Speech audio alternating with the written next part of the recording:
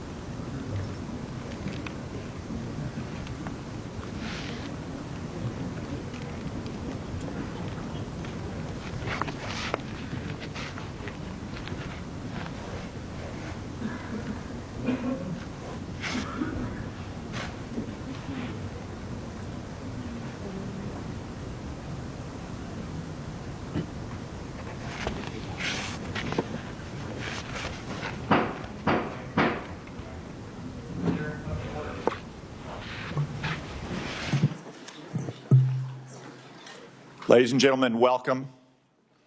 Before we get underway today, I'd like to take a brief moment to recognize the terrible loss of life that occurred just a few miles away from here last night. Our hearts and prayers are with the families and friends who lost loved ones last night, as well as the brave first responders who are still on the scene. I'd like to ask everyone to join us in a moment of silent prayer and reflection for the souls lost.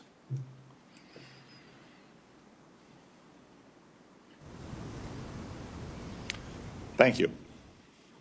Next, I want to remind everyone in attendance here that while you are all welcome to observe today's hearing, I will not allow or tolerate disruptions from the audience. Audience members may not verbally or physically distract from the hearing, including by shouting, standing, raising signs, or making gestures that block the view of other members of the audience or the cameras for those watching on television or online. Anyone who does so will be removed immediately by the Capitol Police and banned from return. Welcome everyone to this hearing on President Trump's nomination of Tulsi Gabbard to be the Director of National Intelligence. Ms. Gabbard, welcome to the Senate Intelligence Committee. I also want to welcome your family in attendance today, including your husband, Abraham, your mother, Carol, and your sister, friend Dobbin. I also want to acknowledge some very special friends of yours, Dakota Myers and Pat Payne, both Medal of Honor recipients. Gentlemen, on behalf of the grateful nation, I extend my deepest thanks to you and the heroes with whom you served.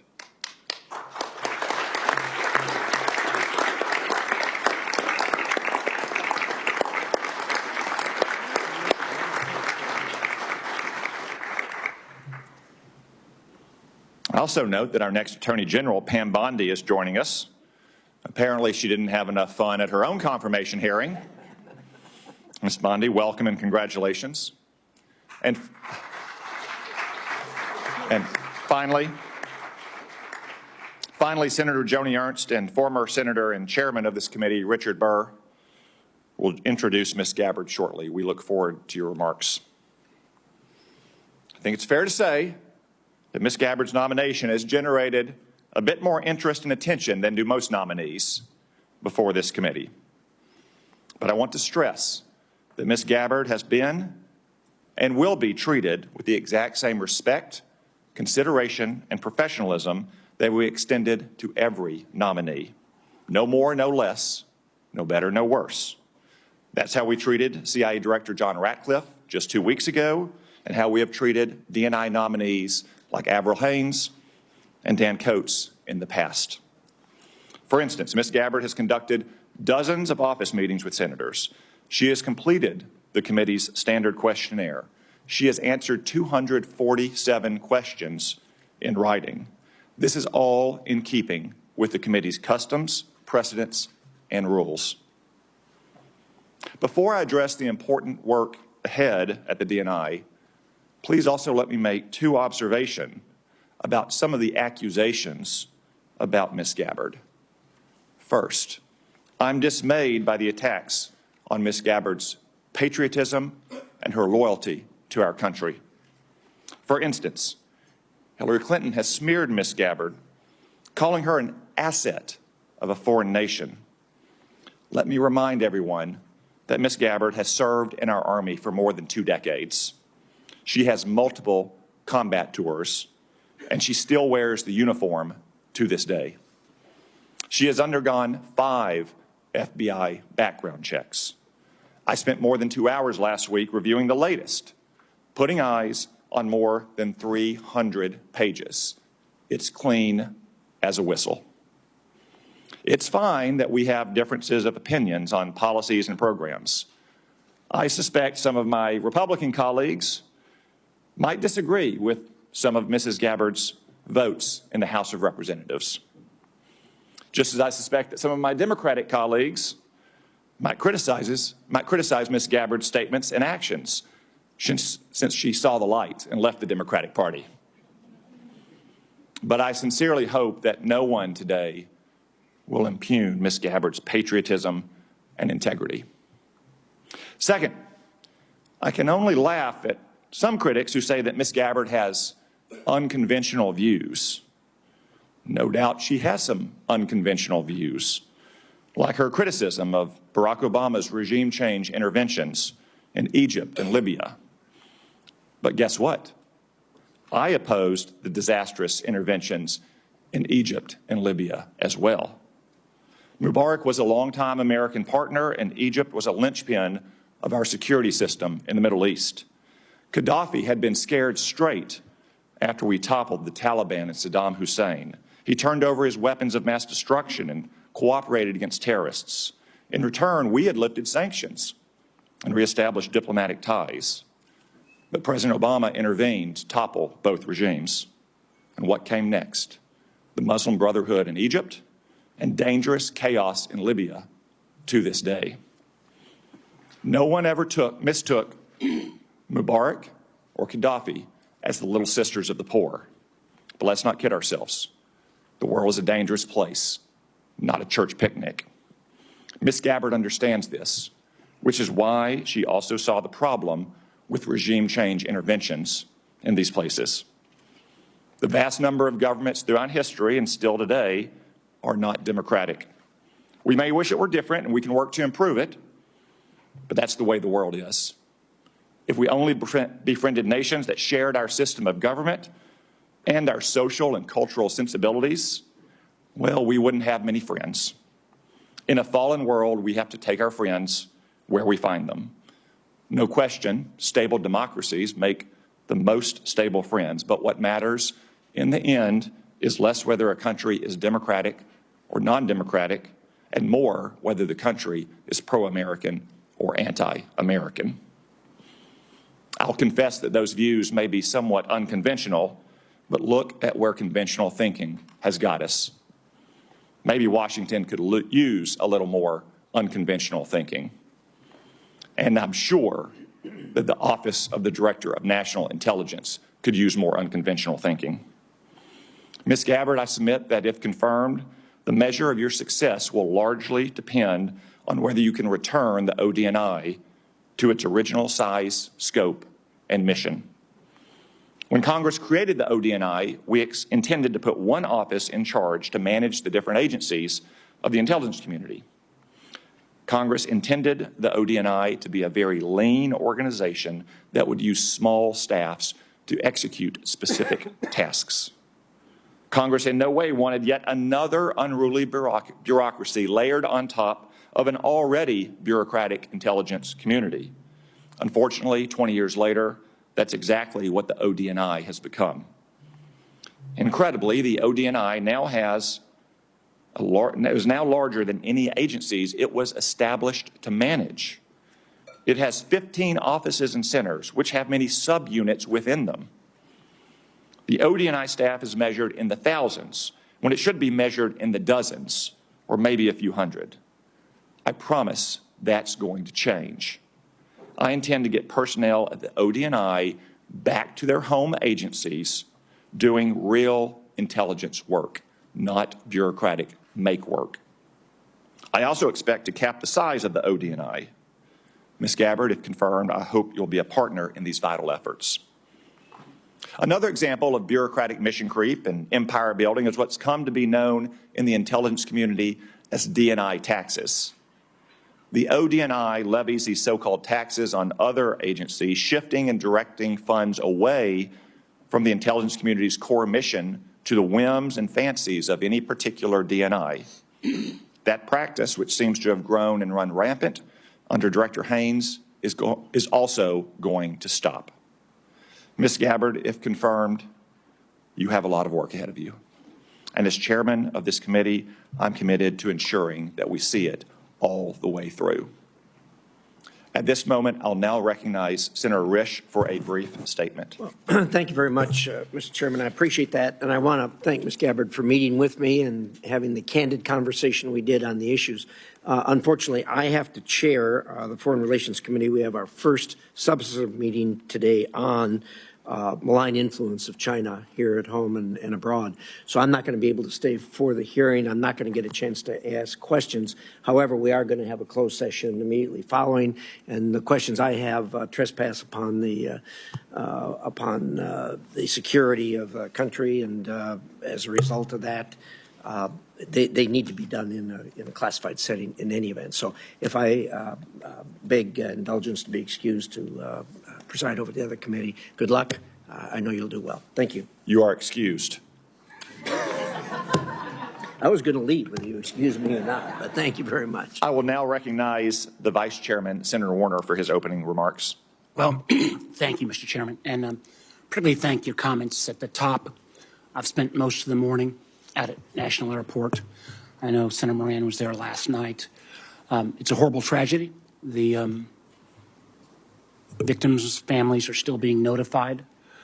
For those of us who live in this region, you know, it's always kind of complicated. We've got Virginia, D.C., Maryland, and a host of local jurisdictions. But last night, when this tragedy took place, and I happened to be driving by National on the way home, and saw all the first responders rushing to the scene. People came from as far away as Baltimore, Fairfax County. We had DOD and federal officials there. And these first responders, as always, ran towards the tragedy. There'll be a time to figure out what happened and how we rectify it. But today, our thoughts and prayers ought to be with the families and, again, thanking our first responders.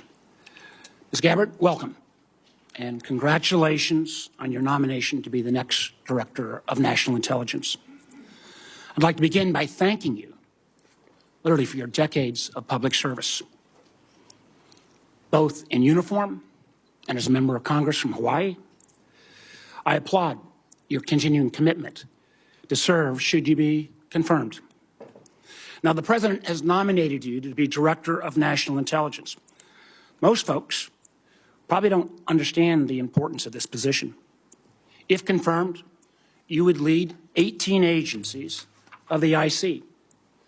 You'll also serve as the principal advisor to the President, the National Security Council, and the Homeland Security Council for all intelligence matters related to national security.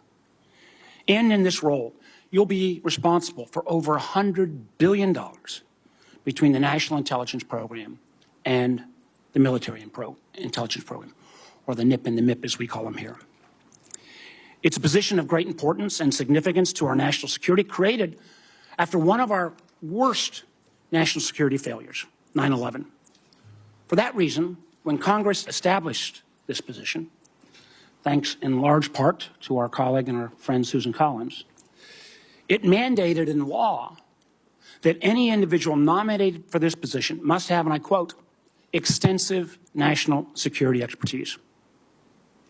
Now, I appreciated you taking the time to meet with me, and as I noted in that office, both before and after, I continue to have significant concerns about your judgment and your qualifications to meet the standards set by law. First, as I noted previously, the DNI was created in part to make sure we had appropriate intelligence sharing, which prior to 9/11, obviously we haven't. But the mission also is to not only share information between the IC, but also with our allies. There's no legal requirement that our allies share intelligence with us. It's all predicated on trust. Trust that our allies will protect each other's secrets. It appears to me you have repeatedly excused our adversaries' worst actions, and instead often blamed them on the United States and those very allies. For example, you blame NATO for Russia's 2022 invasion of Ukraine. You rejected the conclusion that Assad used chemical weapons in Syria, despite it being the unanimous assessment of the then Trump administration's DOD, State Department, and IC, as well as the assessment of our European allies. Instead, you blame the United States for supporting terrorist groups in Syria. Now, I don't know if your intent in making those statements was to defend those dictators, or if you were simply unaware of the intelligence and how your statements would be perceived.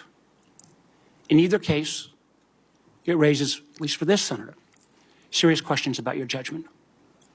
It also leads me to question whether you can develop the trust necessary to give our allies confidence that they can share their most sensitive intelligence with us.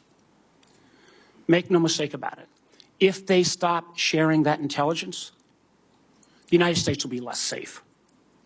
We've seen this as recently as this past year, where because of those strong intelligence sharing between the United States and Austria, countless lives were saved by disrupting a terrorist attack that was going to take place at the Taylor Swift concert in Vienna. Second, you have been publicly outspoken in your praise and defense of Edward Snowden, someone who betrayed the trust of our nation and jeopardized the security of our country. The truth is, the vast majority of the information he stole and leaked before running off to China and Russia, might I add, had nothing to do with Americans' privacy and compromised our most important sources and methods. And in many ways, we're still paying a price for that. And I believe that Edward Snowden's action put our men and women in uniform in places like Iraq and Afghanistan at risk. You have celebrated Snowden as a, quote, brave whistleblower, and actually put forward legislation asking for his pardon. Furthermore, when given the opportunity to clarify your position in pre-hearing questions, you declined. And instead you expressed, and again I quote, the DNI has no role in determining whether or not Edward Snowden is a lawful whistleblower. Boy, that is troubling to me in so many ways. Not only do you think that someone who divulged secrets and then ran off to Russia should be celebrated as brave, but you don't seem to understand the DNI's role in determining whistleblower determinations. In fact, the DNI has a significant role in transmitting lawful whistleblower complaints to this committee.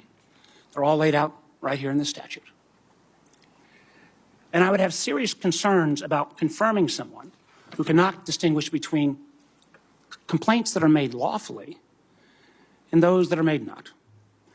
In the statute, it says the job of the DNI is to protect intelligence sources and methods from unauthorized disclosure. That's a quote.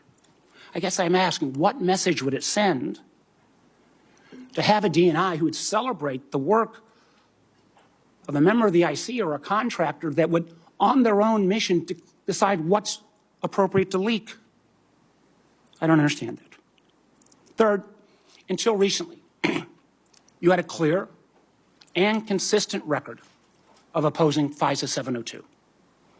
I know members on this committee already understand how important this is, but for folks who don't, this law is critical to our national security. Literally 60% on average of what goes into the president's daily brief, what President Trump will read each day in assessing what's going on in the world, comes from this important piece of law that allows us to seek out those foreigners abroad for coverage. And it's helped prevent terrorist attacks. It helps us prevent foreign cyber attacks. It helps us on a topic that a lot of folks are looking at, fentanyl trafficking. Now, many in this Congress and many on the committee have tried to reform this legislation to better balance security and civil liberties. However, you have consistently gone further. Not only did you vote against reauthorizing 702, you actually introduced legislation to fully repeal the whole thing, calling it again, quote, a blatant disregard for our Fourth Amendment constitutional rights. Now, I understand that since you've been nominated to be DNI, you've expressed a change of heart. I think that's welcome, but I have to tell you, as I try to make, I view this as a job interview, as I try to make my judgment on whether you should be confirmed, I don't find your change of heart credible. Because the world today is more complex and more dangerous than ever before. And we need serious people with sufficient experience to be able to navigate that complexity. I hope you use this opportunity to address my concerns and all of the members of this committee. I appreciate again your service, and I'm looking forward to a thorough discussion. Thank you, Mr. Chairman. Thank you, Mr. Vice Chairman. We welcome back Senator Richard Burr, the former chairman of this committee who has emerged from retirement, to introduce Ms. Gabbard. Yet still in retirement, he still seems unable to find a pair of socks.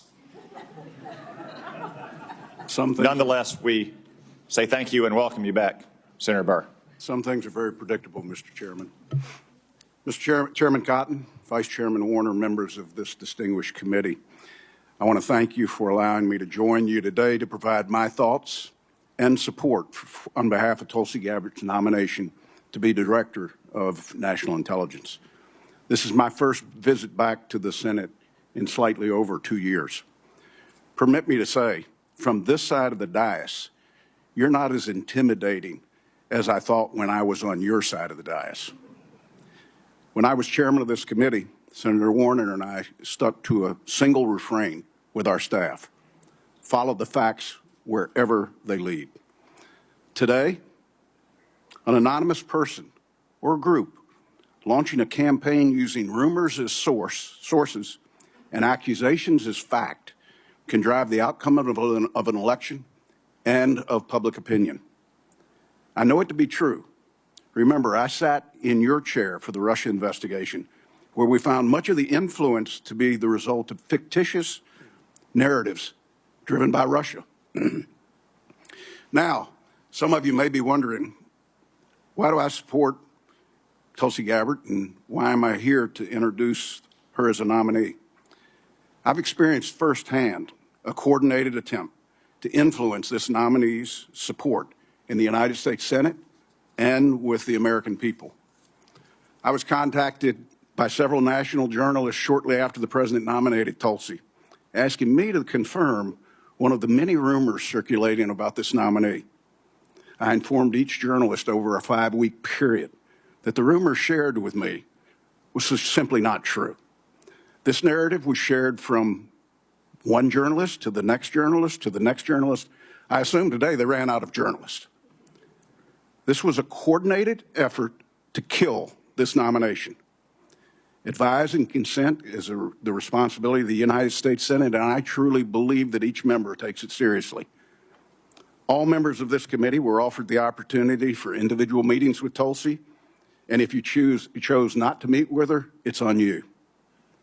I've done my homework, and here are the facts. Tulsi Gabbard's historic life began at birth. She's the first American Samoan-born member of Congress, period. She graduated from Hawaii Pacific University with a degree in business administration with a concentration in international business. In 2002, at age 21, Tulsi became the youngest woman in America ever elected as a state representative. That was not enough. In 2003, she joined the Hawaii National Guard. When deployed, in her re-election, her opponent raised the issue, could you serve the people that elected you if, in fact, you were deployed? What did Tulsi do? She withdrew from her re-election campaign in order to continue to serve our country in the war on terror. This would not be the first or the last time Tulsi put her country above her career. After multiple deployments and serving in the Hawaii City Council, she was elected to the United States House of Representatives, where she served 4 terms. Throughout her political career, she maintained her military service either in the National Guard or the Army Reserve.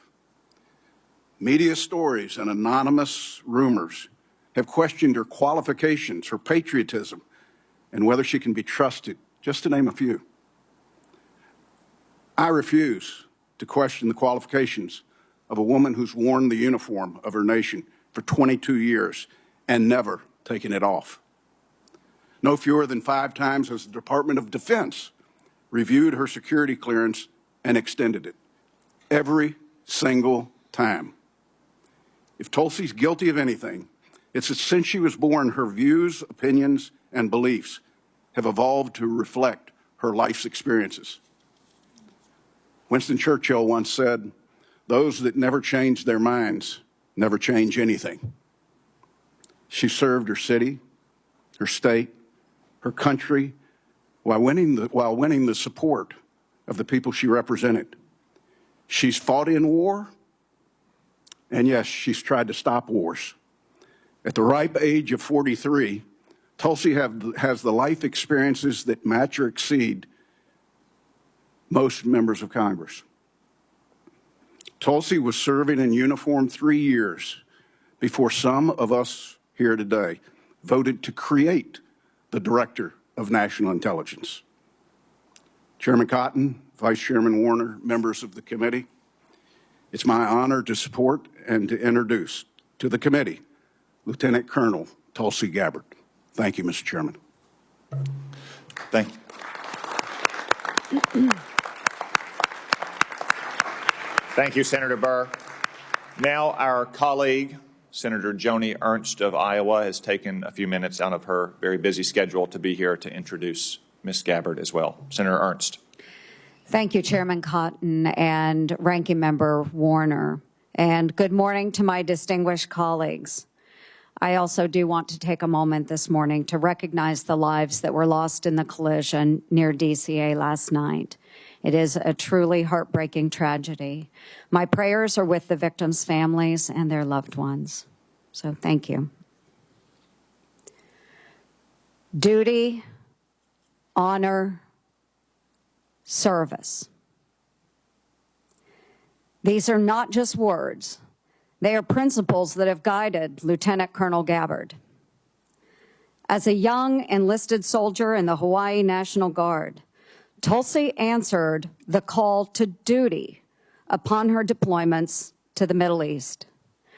From graduating at the top of her class from the Accelerated Officer Candidate School at the Alabama Military Academy, the first woman to do so, to serving as the youngest member of Hawaii's legislature, she upheld honor while breaking barriers both in uniform and in her civilian leadership roles.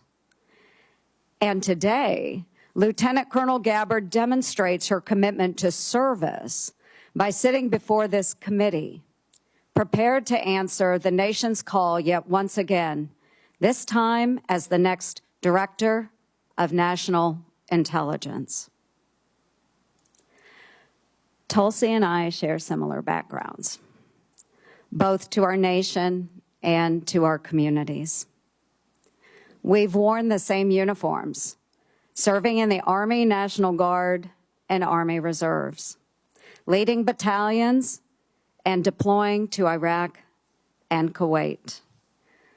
We've both had the privilege of serving in our state legislatures and in Congress, representing the people who shaped our lives and our communities. Tulsi exemplifies what it means to rise above partisanship, putting the needs of the American people over political divisions.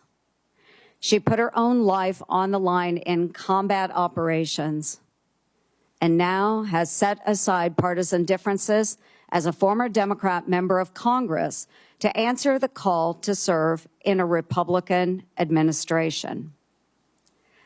The mainstream media has fought to paint their own picture of Tulsi Gabbard. But let's talk about the real Tulsi Gabbard, the woman and the soldier who I've come to know and respect. And I've known Tulsi for the past decade. Relationships matter. In 2015, then Congresswoman Gabbard met my dear friend Owen, who was a dear friend of mine from Iowa State University. Owen was a wounded special operations warrior who embodies the resilience and strength of our military community. Owen was the subject of an attack in Afghanistan where he lost his leg and his left eye serving in the war. After this attack, or during this attack, Owen was tossed into the dead pile. Owen, bleeding and in excruciating pain, cried out to his teammates, "I'm not dead." Thankfully, his fellow warfighter attended to Owen. But the road to recovery was long and hard, including a stint at Walter Reed Medical Center. During this time, Owen met a fellow warrior and patriot, Congresswoman Tulsi Gabbard, who became a friend, and today they remain in touch. Owen prides himself in being a very good judge of character. And Tulsi, he speaks volumes of your character. Owen's final message to me before this hearing was, Tulsi has maintained her integrity throughout her career. She's the same gal I met in 2015. She always makes time for our old, broken warriors. And colleagues, I will leave you with this. You know me. I trust Tulsi Gabbard. She will be honest with you. She will listen to your concerns. She will be receptive to your feedback. And rest assured, Lieutenant Colonel Gabbard loves this country, a fact proven by her willingness to put her life on the line to defend it. For over 20 years, she has put on the uniform and checked her political views at the door with one mission in mind: to protect and defend our great United States of America. Tulsi, duty, honor, and service have marked your life. Thank you for your extraordinary dedication to our nation, for embodying the values that make our military the best in the world, and for stepping up to serve yet once again as President Trump's Director of National Intelligence. Relationships matter. I urge my colleagues to support this nomination. My best wishes to you, Tulsi, and to your family. God bless our country. Thank you, Mr. Chair. Thank you, Senator Ernst. I know that Senator Ernst has a busy schedule to include a hearing for Dan Driscoll, the Secretary of Army nominee at the Armed Services Committee. I'm sure Senator Burr has to go on a fishing trip or something. So we will excuse both senators from the witness table.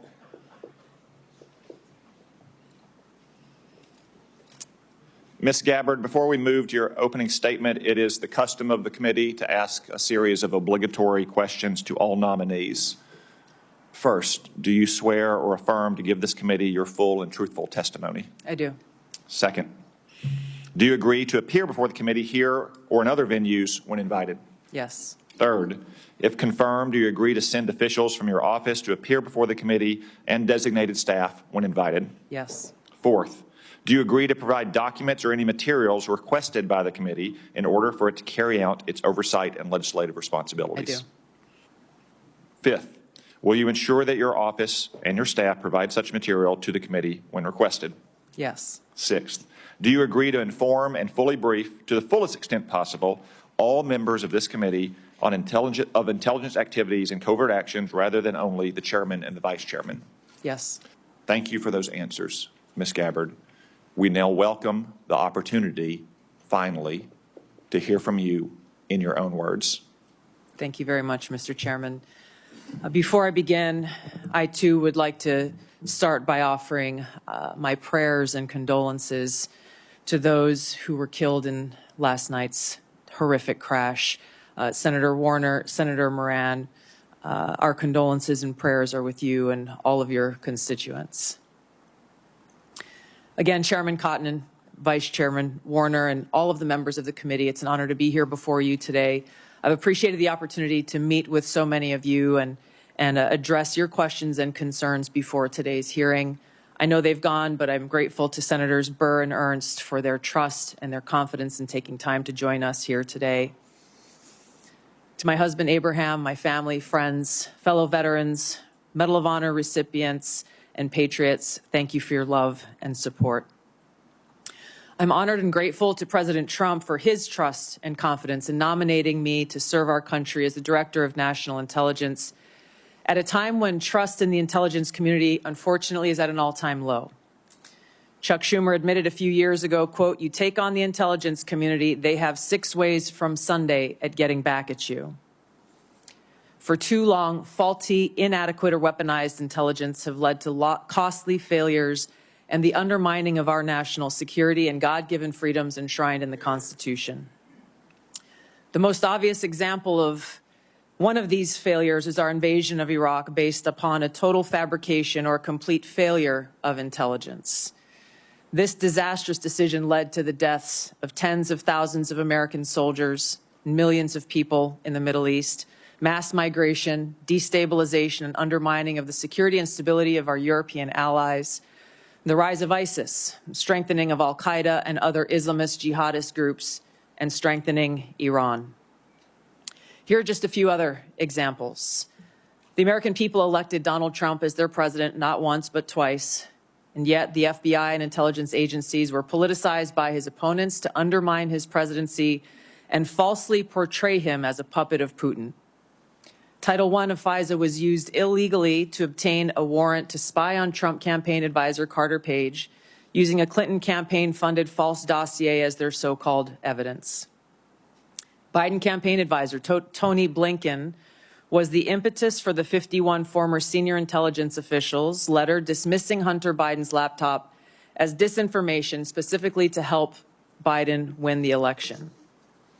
Former DNI James Clapper lied to this committee in 2013, denying the existence of programs that facilitated the mass collection of millions of Americans' phone and internet records, yet was never held accountable. Under John Brennan's leadership, the CIA abused its power to spy on Congress, to dodge oversight, lied about doing it until he was caught, and yet has never been held responsible. Under Biden, the FBI abused its power for political reasons to try to surveil Catholics who attend traditional Latin Mass, labeling them as quote-unquote radical traditionalist Catholics. Personally, just 24 hours after I criticized Kamala Harris and her nomination, I was placed on a secret domestic terror watch list called Quiet Skies. Sadly, there are more examples. The bottom line is this must end. President Trump's reelection is a clear mandate from the American people to break this cycle of failure, end the weaponization and politicization of the intelligence community, and begin to restore trust in those who've been charged with the critical task of securing our nation.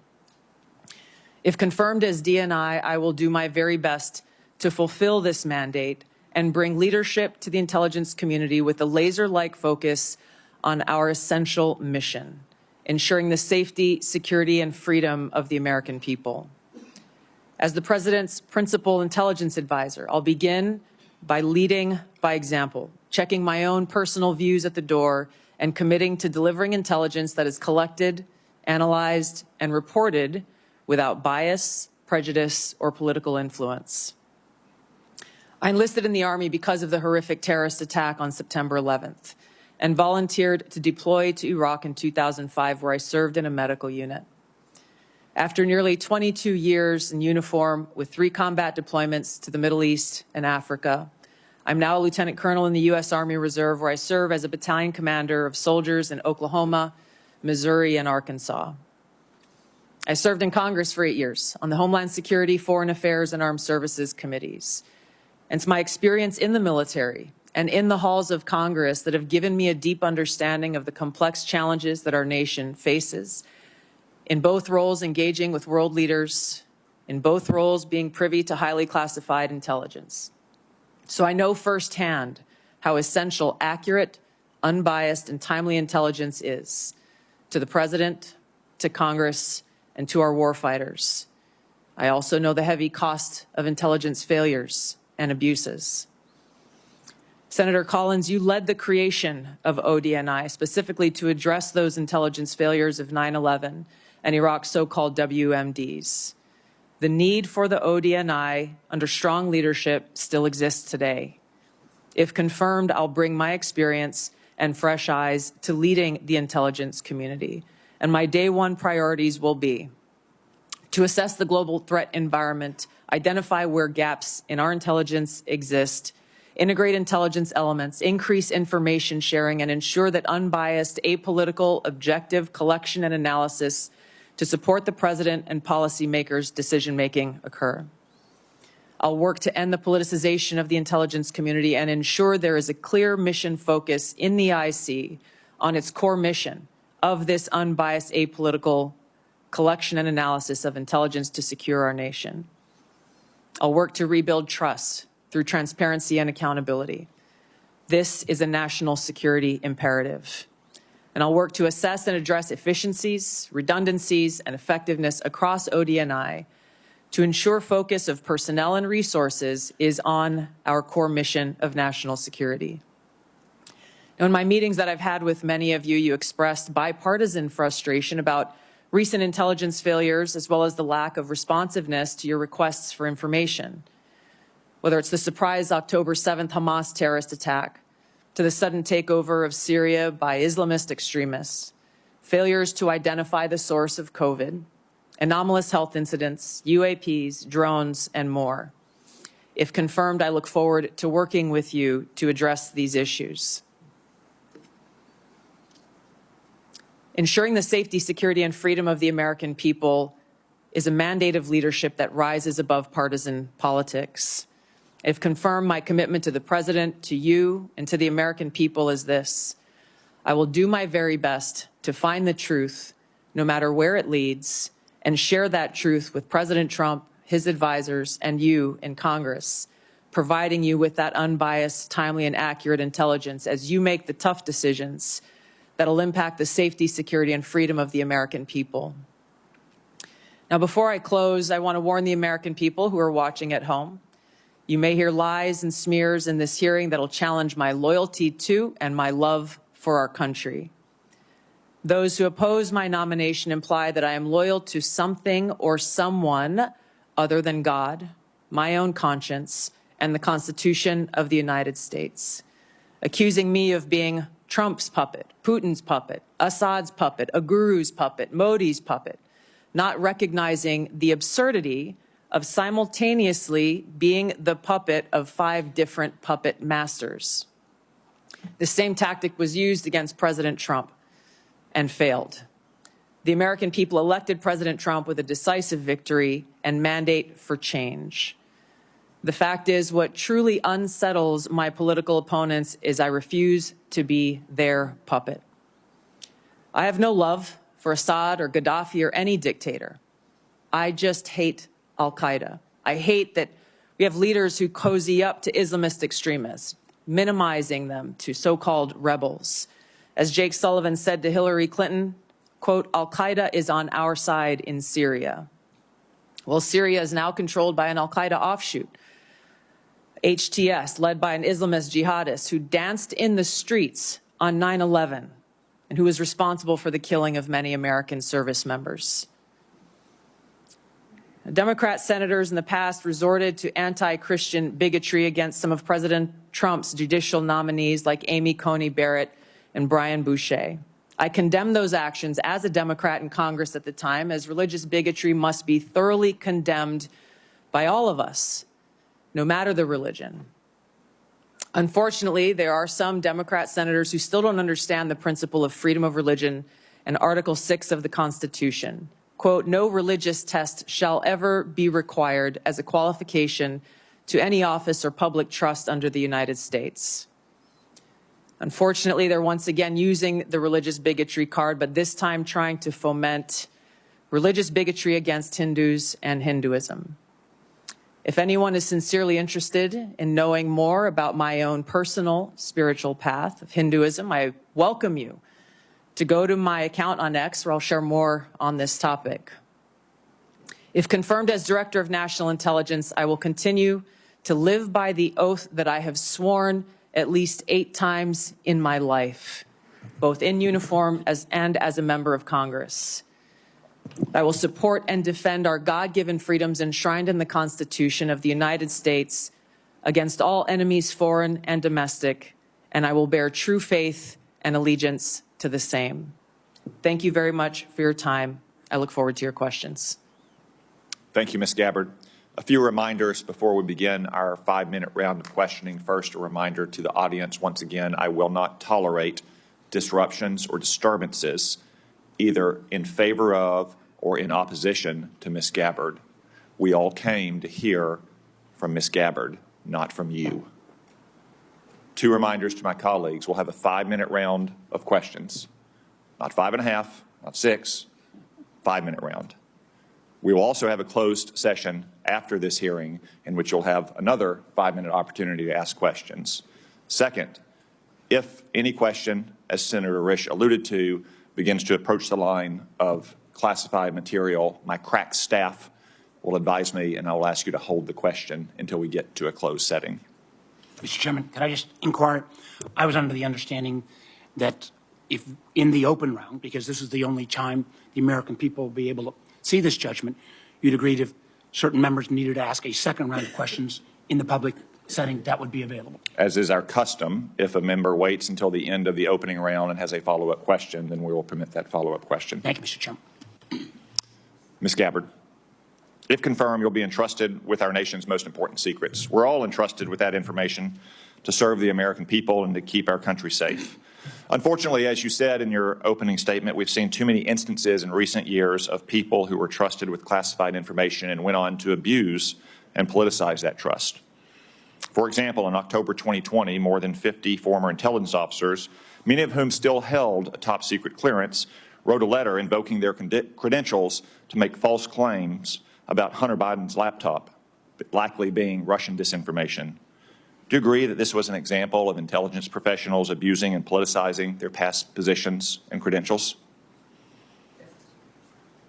Yes, Mr. Chairman, I do, and it is an example of what needs to end and why the American people elected President Trump to bring about those necessary reforms. Thank you. Will you commit that no one who abuses his past position and credentials in this fashion will hold a security clearance in the future? Yes. Thank you. Now, I want to be fair to my Democratic colleagues. Such abuses aren't just a problem on the left. Also in 2020, President Trump's former National Security Advisor, John Bolton, published a book in which he revealed sensitive conversations with the president on national security matters, including highly classified information. He didn't submit this book for review and approval to ensure that our national security secrets were protected. Do you agree that John Bolton's actions likewise undermined public trust? Yes, Mr. Chairman. Will you commit that no one who so abuses his past position and risks the exposure of classified information by publishing a book without submitting it for review and getting approval before publication will hold a security clearance again or be trusted with classified information again? Yes. Thank you. Let's move on to the topic of OD&I reform that I mentioned in my opening statement. Congress originally envisioned the OD&I to be a small coordinating agency that directs, rather than replicates, the now 18 constituent agencies that make up our intelligence community. Over the years, however, the OD&I has strayed from this vision to an organization that now publicly boasts nearly 2,000 people, more than half of whom are not detailed from an intelligence agency, but rather are career OD&I bureaucrats. They've even developed centers that are producing their own analysis. Will you commit today to working with this committee to restoring the OD&I to its original size, scope, and function? Yes, Senator, I look forward to working with you and the committee as I, if confirmed, assess the current status of who is working in the OD&I and the function that they fulfill to make sure of its effectiveness and elimination of redundancies and bloating. Thank you. Do you support some of the policy proposals I mentioned in my opening statement about capping the size of the OD&I, eliminating OD&I taxes, returning employees back to their home agencies to do real intelligence work? Yes, Senator, I look forward to working with you as we assess where the OD&I needs to be in order to fulfill its core mission and function. Thank you. And in your preparation for this hearing and this important responsibility, have you developed any thoughts that explains the mission creep and the empire building that we've seen at the OD&I in recent years? Yes, Senator, I've had the opportunity to review the history of the OD&I, to speak to Ambassador Negroponte, the first Director of National Intelligence, as well as others who have served in this position.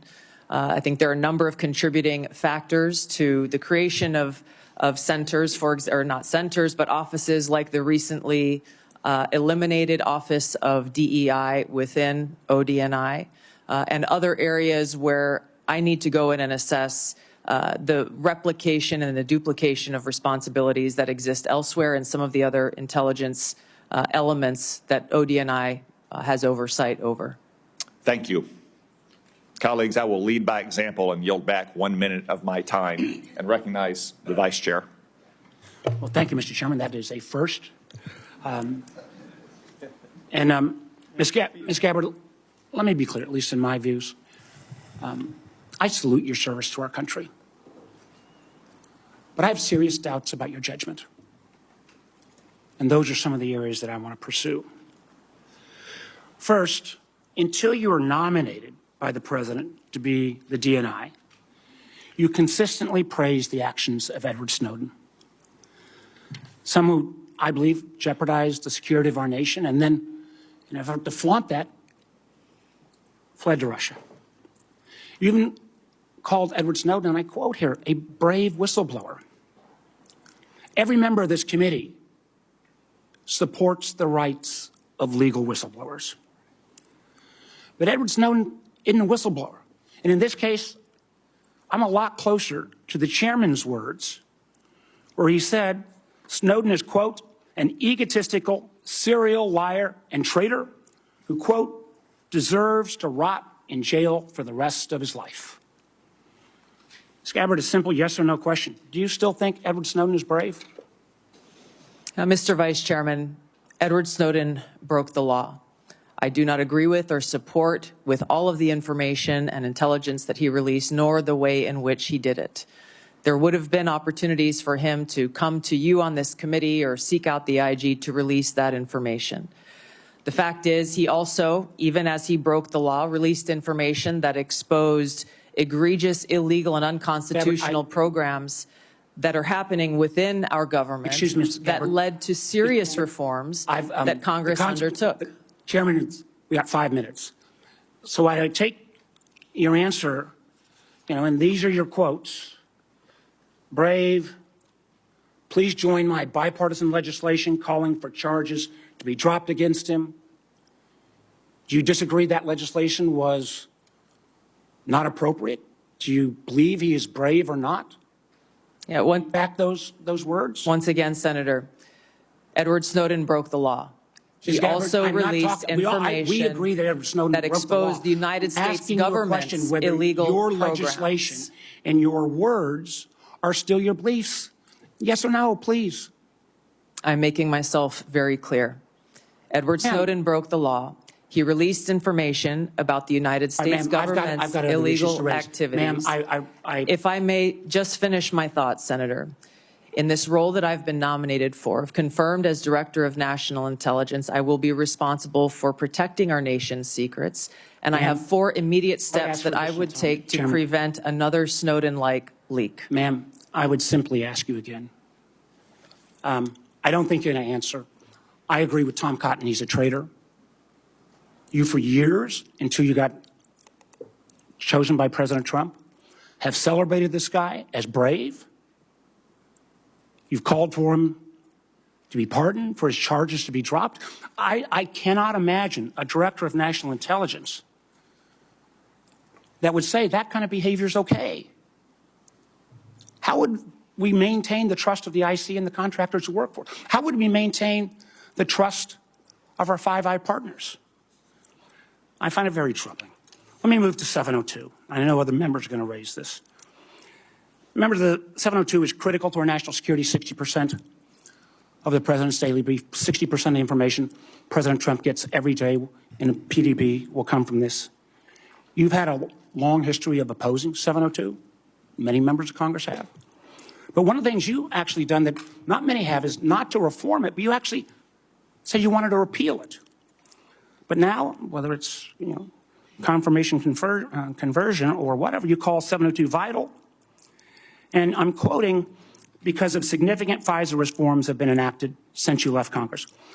Ms. Gabbard, what are the reforms that have led you to now support 702?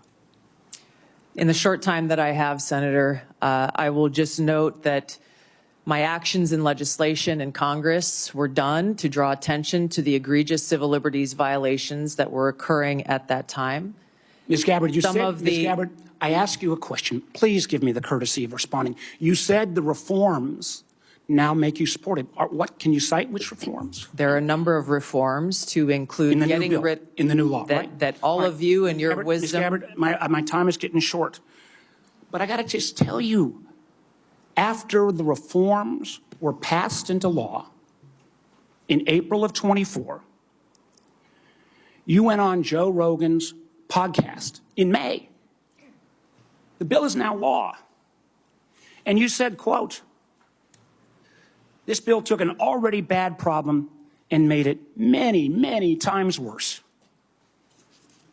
Again, in my mind, this is a question of judgment. 702 is critical. I appreciate this late conversion, but I'm not sure I buy it because you've had such a consistent position. Again, I know my colleague's going to raise these, but rather than standing up to dictators like Putin and Assad, you've sometimes amplified his talking points. I mean, I just do not understand how you can blame NATO for Putin's brutal invasion of Ukraine. And when Assad used chemical weapons against his own people, you didn't condemn him. I can go through all the quotes. You actually questioned Americans' intelligence. Now, you mentioned a lot about trust. And one of the things that I'm so proud on this committee is my friend Senator Burr said, we always follow the truth. I say on this committee, it's the most valuable work I do in this Senate. We have a bipartisan approach to intelligence. I think we have worked to try to keep the intelligence community and earn their trust, and frankly, earn the trust of the American people. But I respectfully, ma'am, I just don't believe on your judgment and credibility issues that this is the appropriate role that you should take going forward. Thank you, Mr. Chairman. Senator Collins. Thank you, Mr. Chairman. Ms. Gabbard, Edward Snowden does stand out as having done particularly grave harm to our national security by revealing top secret information, including sensitive sources and methods, thus jeopardizing agents in the field. So let me ask you a question. If confirmed, would you support or recommend a pardon or any kind of clemency for Edward Snowden? Thank you for the question, Senator Collins. If confirmed as the Director of National Intelligence, my responsibility would be to ensure the security of our nation's secrets and would not take actions to advocate for any actions related to Snowden. So the answer is no. Is that correct? In 2020, you introduced the Protect Brave Whistleblowers Act, which would amend the Espionage Act to make it more difficult to prosecute individuals who reveal classified information. In particular, the bill would allow individuals to disclose even top secret information as long as it's not done with the specific intent to injure the United States or advantage any foreign nation. Your bill would also have created an affirmative defense if public disclosure of classified information were made for several reasons, one of which was to expose gross waste of funds. I strongly oppose this legislation, which would hamper our ability to prosecute people who give our adversaries classified information.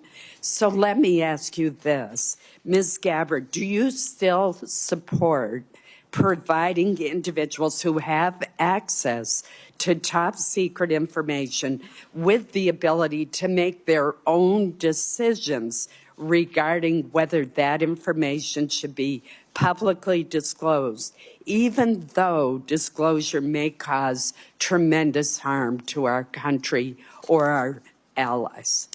Senator, we cannot and should not have individual vigilantes within the intelligence community making their own decisions about how and where and when to expose our nation's secrets. The intent of the legislation that you have pointed out was pointed towards ensuring due process for those who are charged under the Espionage Act in a court of law. This is a law that has been abused in some cases and used for political purposes. President Obama charged more people under the Espionage Act than all other presidents combined. If confirmed as the Director of National Intelligence, my sole focus and goal would be our nation's security, which includes ensuring the security of our nation's secrets. And I would work to make sure that we don't have any disclosures or vigilantes taking it upon themselves.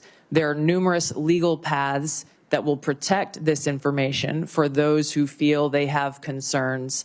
And I look forward to working with you and this committee on making sure that those protections are known by every single person in the workforce and effectively implemented. So you do not support allowing individuals to make their own decisions without authorization to disclose secret information, classified information? Yes, and I believe we have the legal structure in place for those who have concerns to address them.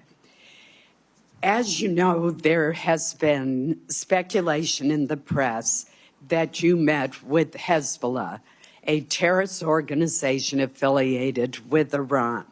Have you ever knowingly met with any members, leaders, or affiliates of Hezbollah? No, and it is an absurd accusation.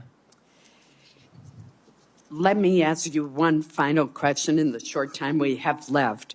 With Hamas, ISIS-K, the Houthis, all the Iranian proxies in Syria and Iraq, Yemen, and Al-Qaeda all posing general resurgences in the Middle East, Africa, and Central Asia, I'm alarmed at the lack of focus by the IC on this threat to our safety. We don't want to have to call you back to this room after a terrorist attack and ask, how did the IC miss this? Great power competition, China, Russia, definitely pose threats to our country, but the terrorist threat is arguably the most imminent threat, according to former FBI Director Chris Wray. If confirmed, what would be your strategy to refocus the IC on the terrorist threat to our country and to Americans abroad? Thank you, Senator. I agree with your assessment, and this speaks to the need for the ODNI to exist, to redirect those resources, identifying the gaps in intelligence so that we are able to get ahead of these threats instead of coming around after the fact and trying to assess why did we not know about this sooner so that we could have taken action to prevent it. Thank you. Senator Wyden. Thank you very much, Mr. Chairman. Welcome, Ms. Gabbard. Thank you. I am going to try to get 4 questions in, so I'll be brief, and if you can reciprocate, that would be very much appreciated. We've been talking about Section 702, the Foreign Intelligence Surveillance Act, and I believe it's critical that the DNI support additional reforms to protect the privacy of law-abiding Americans. In your written response to committee questions, you wrote, and I quote, "Warrants should generally be required before an agency undertakes a U.S. person query of Section 702. Is this your current position?" Yes, it is, Senator. And as you'll note in that written response, I noted some exigent circumstances with which there may be other options. But I also want to make a note that a simple warrant requirement is ultimately going to be a policy decision that all of you will make. I would point to history, to some examples. Time is short. I'm glad you answered in line with your written answer that you support a warrant. Section 702 also involves a huge loophole now that was included recently that could allow the government to force anyone with access to a Wi-Fi router or cable box to secretly participate in the warrantless surveillance program. Do you support, as I do, eliminating this language? Senator, I would have to look more into that and assess, if confirmed, what the impacts of the implementation of the existing safeguards are and come back to you in Congress as you look at reauthorization. It is a massive loophole, and I hope to hear, after you've looked at it, that you'll be supportive of my efforts. Let me turn now to the question of the Inspector General situation. Can the President of the United States refuse to fund the Inspector General for the intelligence community despite appropriations from Congress? And here I'd like a yes or no. Senator, I don't know about the legal authorities, but I understand the essential role that the inspectors general play. And if confirmed, look forward to empowering our Inspector General to fulfill their responsibility. Good, because Congress either has the power of the purse or it doesn't. And I think in your answer to me, you recognize that you have an independent obligation to follow the law. I think that's a constructive answer. Let me turn now to the matter of spying on journalists. You wrote in your response to the committee questions that you support the Biden administration Department of Justice's policy restricting the collection of reporters' records, and you called for the codification of those restrictions. Will you reconfirm that position this morning? I believe strongly in the First Amendment, which protects a free press. So you will, in effect, say that you will continue to support the Biden administration policy to protect journalists? I'm not familiar with the specific Biden administration policy, but I believe strongly in the defense of the First Amendment. It is a policy that restricts the collection of reporters' records, and you have called for the codification of those records, so I am going to accept that you're not changing your position, and I appreciate it. I've got time, I think, for one more question. While you were in Congress, you introduced legislation prohibiting the government from mandating that Americans' phones or apps include mechanisms to allow the government to bypass encryption or other privacy technology. In your written responses to the committee questions, you reconfirmed your opposition to these mandates. Is that still your position? Yes, these back doors lead down a dangerous path that can undermine Americans' Fourth Amendment rights and civil liberties. You are being very helpful by moving so quickly. Let me turn to whistleblowers. You wrote in your response that whistleblowers must have clear, protected channels to report concerns, including the unauthorized transmittal of classified information to appropriate entities such as members of Congress. Do you agree that IC whistleblowers must have a clear path to this committee and that they don't need permission from agencies to talk to us? That's a yes or no. Senator, the answer is clearly yes. I would like to state a few other actions I would take if confirmed as Director of National Intelligence is, number one, make sure that we don't have illegal and unconstitutional programs within the intelligence community, making sure that we enact security clearance reform to limit access to our nation's top secrets, make sure that every single person in the workforce understands their rights as whistleblowers and the legal channels to take, which would include coming directly to you as members of Congress, as well as establishing a direct hotline to myself should they choose to take that path. One last question, if I might. Would you support the declassification of the committee's full report on the CIA's torture program? Senator, I believe in transparency. I have not seen this, and so cannot make an honest assessment for that answer. Thank you, Mr. Chairman. Senator Cornyn. Welcome, Ms. Gabbard. Congratulations and thank you for your service to our nation. I hope you will take to heart the chairman's comments about the exploding bureaucracy, not only in the government generally, but in the Office of the Director of National Intelligence. This is a critical role to be played, but unfortunately that role is not made easier or more effective by such a large, unwieldy bureaucracy. Do you believe that the President of the United States should get all of the lawfully collected intelligence that's available in order to inform his judgments as Commander-in-Chief? Senator, not only is the answer a strong yes, I would say that it is the Director of National Intelligence responsibility to make sure that the President has access to all the intelligence so that he can make the best informed decisions for our country. And you will be the one actually briefing him on a daily basis, correct? That's correct. And the President's daily brief, and we've heard that that is composed of about 60% of it's composed of information gleaned by collection under Section 702 of the Foreign Intelligence Surveillance Act.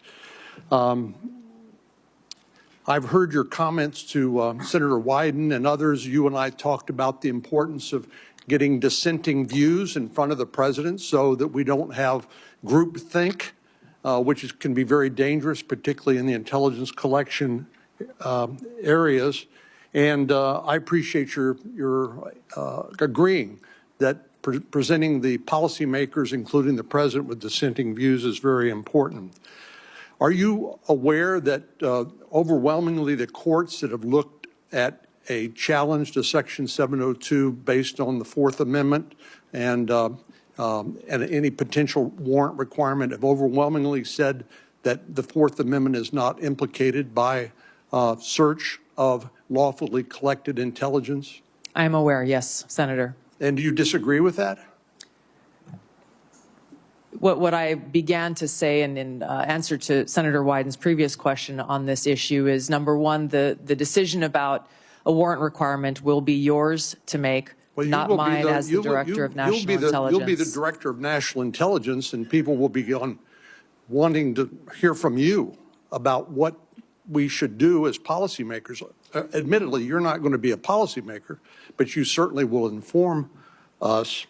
And wouldn't you do agree that the courts have overwhelmingly held that a warrant is not required, correct? Yes, Senator, I'm aware of the court rulings. What my commitment is to make sure that we uphold the Fourth Amendment rights of Americans and protecting against unlawful seizure and search. There are many different ways to do this. The devil is in the details. There are examples of how even in situations under Title I where a warrant is required to surveil a U.S. person. Title I is different. I agree. Correct. I agree with you on that. But my point, Senator, if I may just finish. Excuse me. If that was misused in the case of Carter Page and basically an FBI lawyer lied in order to secure that warrant. Which is why there are safe. What would be necessary to be shown in order to establish probable cause to a judge in order to obtain a warrant?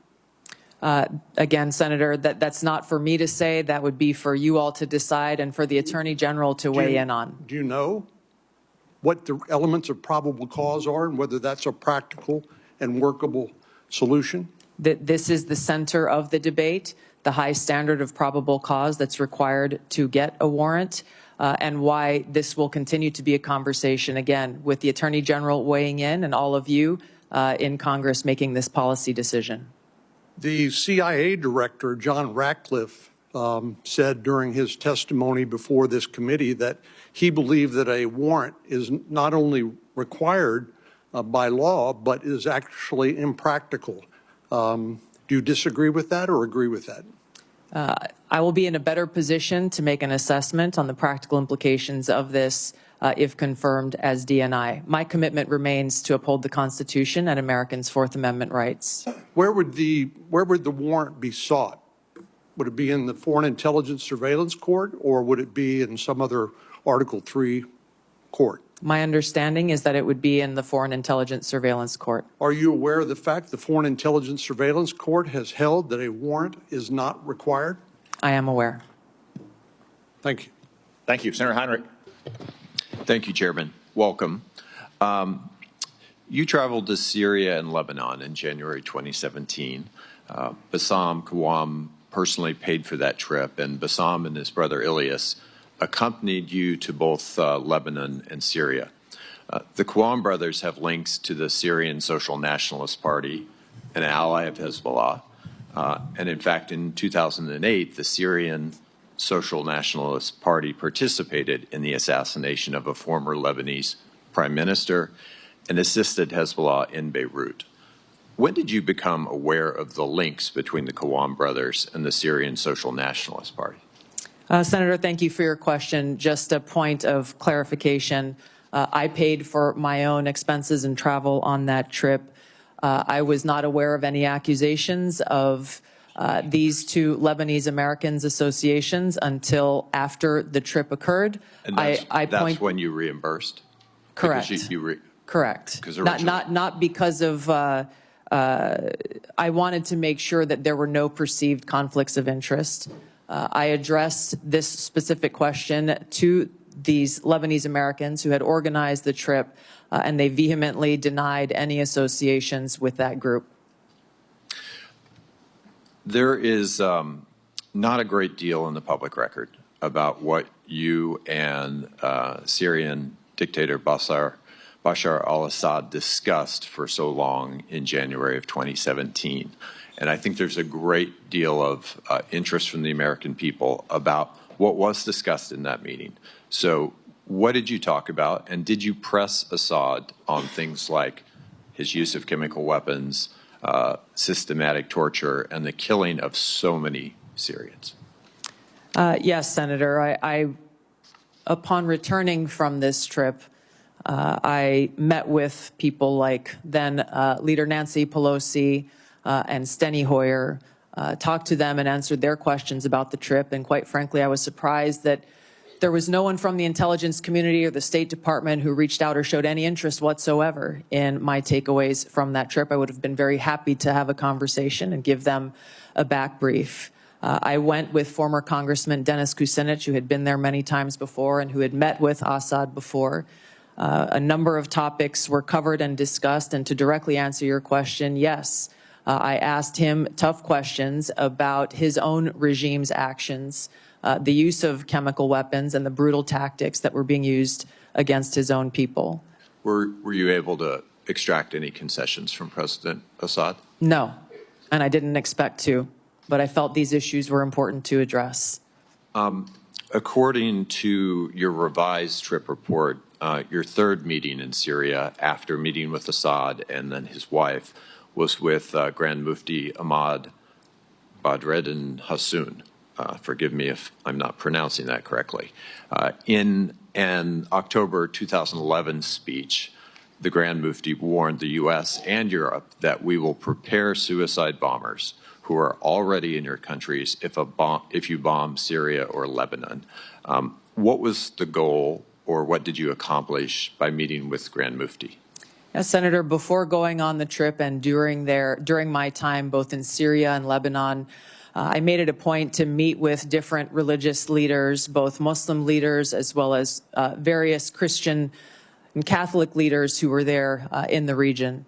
I did that both in Syria and in Lebanon to hear from them about what their concerns or thoughts were with regard to the war that was being waged at the time. Were you aware of his threats regarding suicide bombers in the United States? I was not and had not heard that until today. Who vetted the people that you met with on this trip to Syria and Lebanon? The itinerary was created by former Congressman Dennis Kucinich, his constituents who he had traveled with to Syria and Lebanon a number of times before.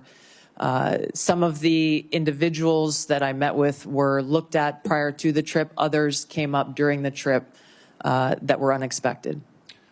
Just in complete hindsight, would you view this trip as good judgment?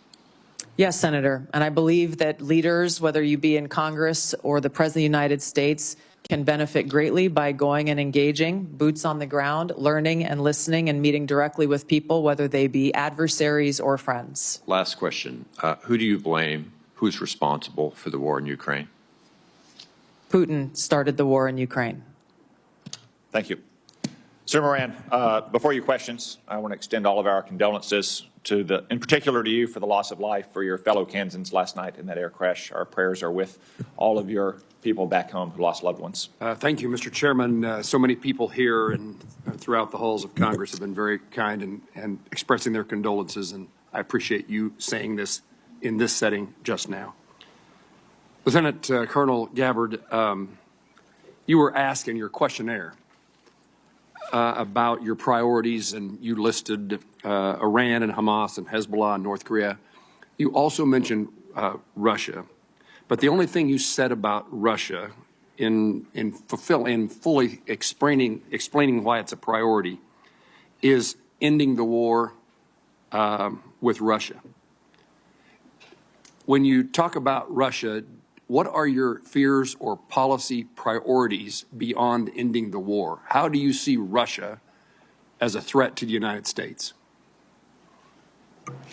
Senator, if confirmed as the Director of National Intelligence, it will be paramount for me to assess where our intelligence gaps may exist so that I can provide the President and all of you with the most accurate full picture of that threat assessment to directly answer your questions.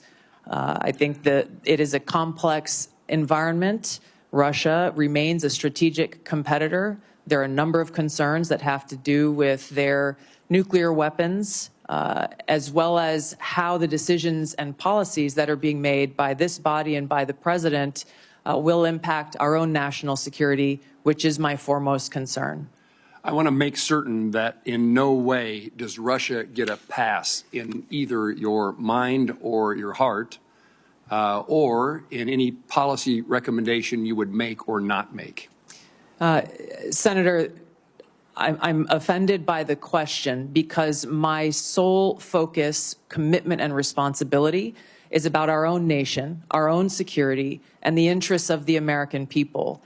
In carrying out the responsibilities of the Director of National Intelligence, if confirmed, no country, group, or individual will get a pass in my fulfilling that responsibility of providing that full intelligence picture so that you all can make the best informed policy decisions for the safety, security, and freedom of the American people. You have my commitment to be completely objective, unbiased, and apolitical, and I hope you understand my commitment to our country's interest.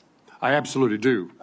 You have answered my question in the manner in which I wanted to hear, that you will do this in an objective manner, provide the information necessary, and that Russia, if it's a threat, you will tell us so and tell us the details of that threat.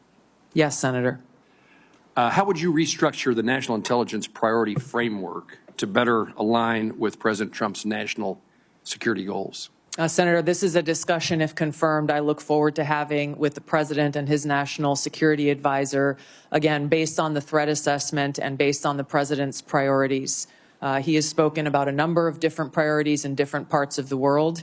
I would work with them on that national intelligence priorities framework, which will serve as the foundation for the intelligence elements under ODNI. Any recommendations that you have in mind to make to President Trump in that regard? I want to make sure that any recommendations that I make to the president are fully informed. From where I sit now, I don't believe that I can make those recommendations. I take that responsibility seriously and wouldn't want to shortchange him without first doing the due diligence and work to make sure my recommendations are well-founded. How will you, Lieutenant Colonel, as the DNI, if confirmed, meet the objectivity and political neutrality requirements to ensure that you're telling the White House what they need to hear and not what they want to hear? A follow-up to that is, how will you handle conflicting intelligence reports from the various members of the intelligence community and present a broad intelligence picture to the president? Yeah, thank you for the question, Senator. I hope that you have confidence in my ability to extract politics from what my role will be as Director of National Intelligence, because it's something I've done for almost 22 years now of wearing the uniform, both serving in the National Guard and the Army Reserve, even while holding political office. There is a brick wall between the two, and I have fulfilled that obligation in uniform, as I will as Director of National Intelligence if confirmed. I think the president, I know the president values hearing a lot of different views, and I would make sure that in the intelligence community's responsibilities that dissenting views are not only allowed but encouraged, and where they present themselves, make sure that the president and you as policymakers are aware so that you can make your best informed decision. Would you agree with me that bias and prejudice, if it exists any place, exists on both sides of an issue, both partisan sides of this place called Washington, D.C., and the goal, the effort that you will make is to make certain that all the information is presented in a nonpartisan, direct, and manner based upon the facts as known? Yes, Senator, I agree, and you have my commitment. This is essential for the American people and all of you to have faith and trust in the intelligence products that are being delivered. One of the greatest challenges is knowing who's telling us the truth, and we need a DNI who tells the truth. True? Yes, I have a long record of speaking truth to power and would continue that commitment if confirmed in this role. Thank you. Thank you, Senator Moran. Senator King. Thank you, Mr. Chairman. And Ms. Gabbard, I certainly want to applaud and express my appreciation for your service, both in the military and in the Congress. Two very challenging jobs, and I want to thank you for that.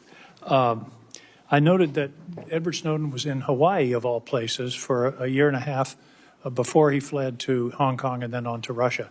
Did you ever meet him or have any contact with him during that period, or subsequently with telephone calls, emails, Zooms, contact with he or his lawyers?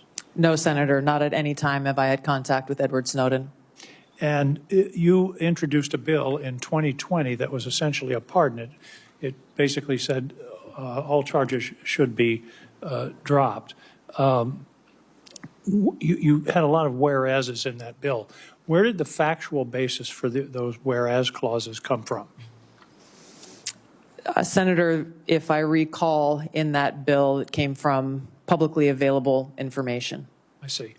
And were you aware that there was a bipartisan committee report from the House Intelligence Committee in 2016 on Snowden's activities? I don't recall specifically at that time, but I am aware of that committee's report and executive summary that was reported publicly. I did not have access to the classified report that summary was based on. Did you read that report prior to filing your bill in 2020?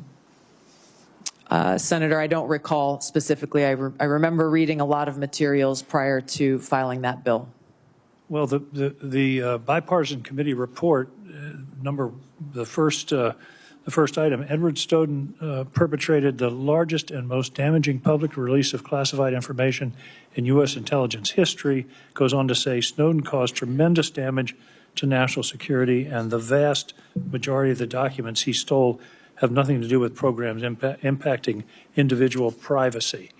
But you don't recall ever seeing the work of that committee? I'm aware of those conclusions drawn. Edward Snowden. Were you aware at the time? Yes, I was, Senator. Edward Snowden broke the law. There's no question about that. He should not have released all of that information that caused that harm. How There's many no documents- question about How that. many documents did he release? I know that he took over 1 million documents. I don't know specifically how many of those million he specifically released. Well, you stated very unequivocally today, Snowden broke the law, but you introduced a bill in Congress along with Congressman Matt Gaetz to essentially pardon him. So That- he broke the law, but it wasn't all that serious? Is that what you thought in 2020? I take very seriously upholding our Constitution and have sworn an oath to support and defend that Constitution over 8 times in my life. My statements in the past have been reflective of the egregious and illegal programs that were exposed in that leak. But you ignore the vast majority, as the committee found, bipartisan. I think Devin Nunes was the chair, Adam Schiff was the vice chair. The conclusion was that the vast majority of these things that he released had nothing to do with constitutional rights, the Fourth Amendment, but indeed were enormous compromises of our national security. You didn't Senator, seem I worried about- focused on raising concerns around egregious, illegal, and unconstitutional programs that our government was conducting that clearly violated Americans' Fourth Amendment rights. I think the most important thing that I hope all of you find to be relevant here is that if confirmed as Director of National Intelligence, I would take seriously the responsibility to protect our nation's secrets, just as I have for almost 20 years of holding a security clearance of some sort myself, either secret or top secret, and have never once violated the responsibility and privilege that comes with holding that clearance, and have a specific action plan in place to make sure that there is not another Snowden-type leak in the future. I think you testified that you never saw the classified version of this report. That's correct. On page 22 of the report, there's a heading that's not classified that says, what damage did Snowden cause? And then there's a lot of redacted material. Did that not raise a red flag for you? Or do you not recall Edward seeing Snowden broke the law. Like I said, I did not have access to that classified. Did you seek access to it? I believe so, yes. This was quite some time ago. But you still introduced your bill to essentially. I take very seriously the protection of American civil liberties and our Fourth Amendment rights. If confirmed as Director of National Intelligence, I'd make sure that there is no further Snowden-type leak in the future, and that those who have concerns have legal channels to raise those concerns so that we don't violate and release our nation's secrets. There are about 20 Thank you, countries in Senator the world King. that don't. Senator King, time has expired. Senator Langford. Tulsi, it's good to see you again. Thanks for the time Thank you. that we got a chance to be able to spend together and be able to talk through a lot of these issues. Thanks for your service to the country, both in Congress, though you were in the wrong party at the time, and your service to the country through your service there, including in my great state in Oklahoma, that you had the opportunity to be able to serve there. I want to give an opportunity for you to be able to answer a few things on it, and I want to set some context. There's been a lot of questions about 702 and about Edward Snowden, and it may seem like this is repetitive to be able to come through it, but there are thousands of intelligence employees and folks that have also taken an oath to the country and to the Constitution. They serve our country every day. They're the folks that don't have a uniform on, that no one ever says thank you to them, and no one ever buys them lunch because people don't know who they are.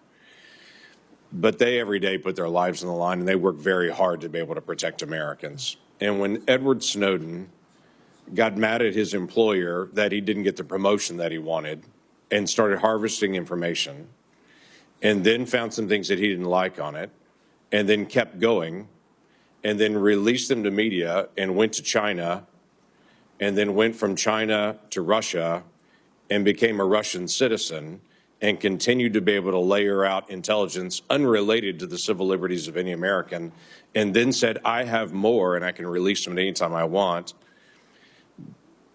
They don't see him as brave. They see him as a traitor.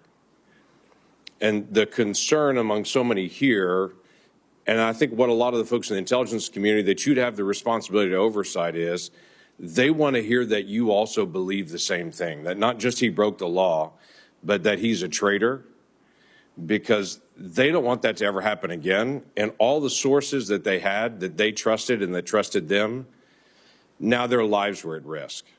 And all the programs that they had that were determined lawful all collapsed, and that intelligence then was gone, and the president didn't have access to a lot of information for decision making.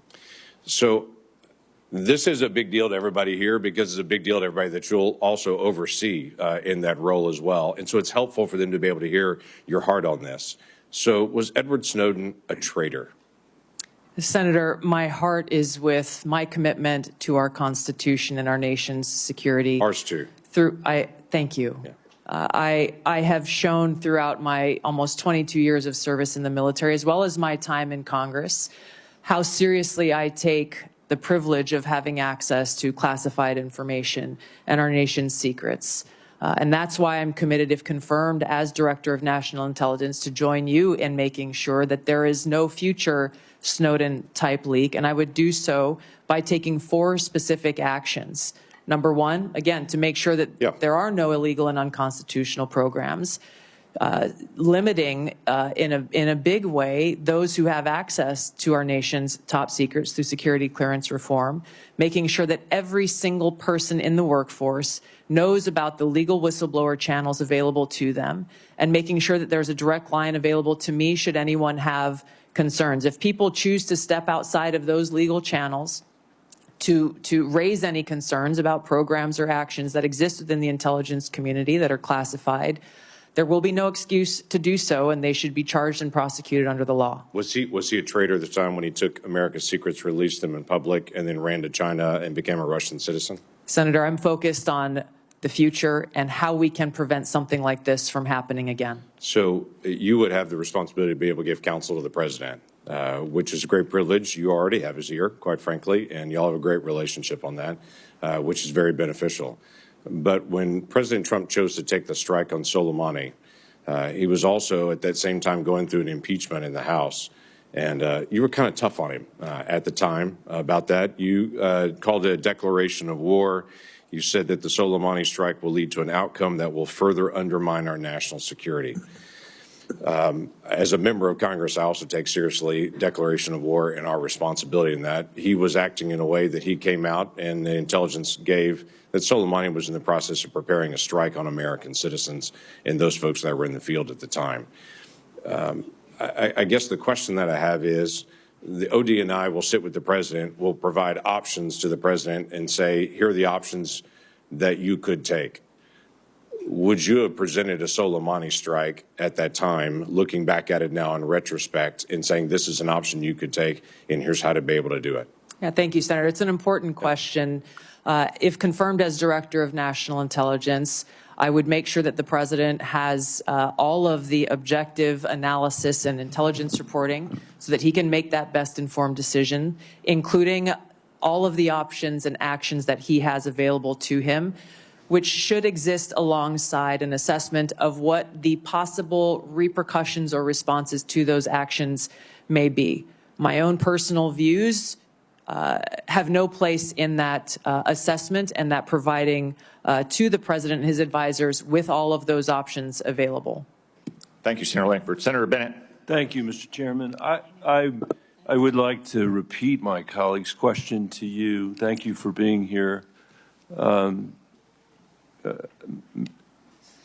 answer these questions and for your service. Was Edward Snowden a traitor to the United States of America? Senator, I will also repeat my answer. He broke the law. You said earlier that you were offended by a question that my colleague from Kansas asked, which I think was his duty as somebody on this committee to fulfill his responsibility to advise and consent. We are not here to be a rubber stamp for the President of the United States. So let me ask you again, do you believe, as the chairman of this committee believes, as the vast majority of members of our intelligence agencies believe, that Edward Snowden was a traitor to the United States of America? Senator, if confirmed as Director of National Intelligence, I will work with you to make sure that there is not another Snowden-like leak. Media. It's not a moment to propagate theories, conspiracy theories, or attacks on journalism in the United States.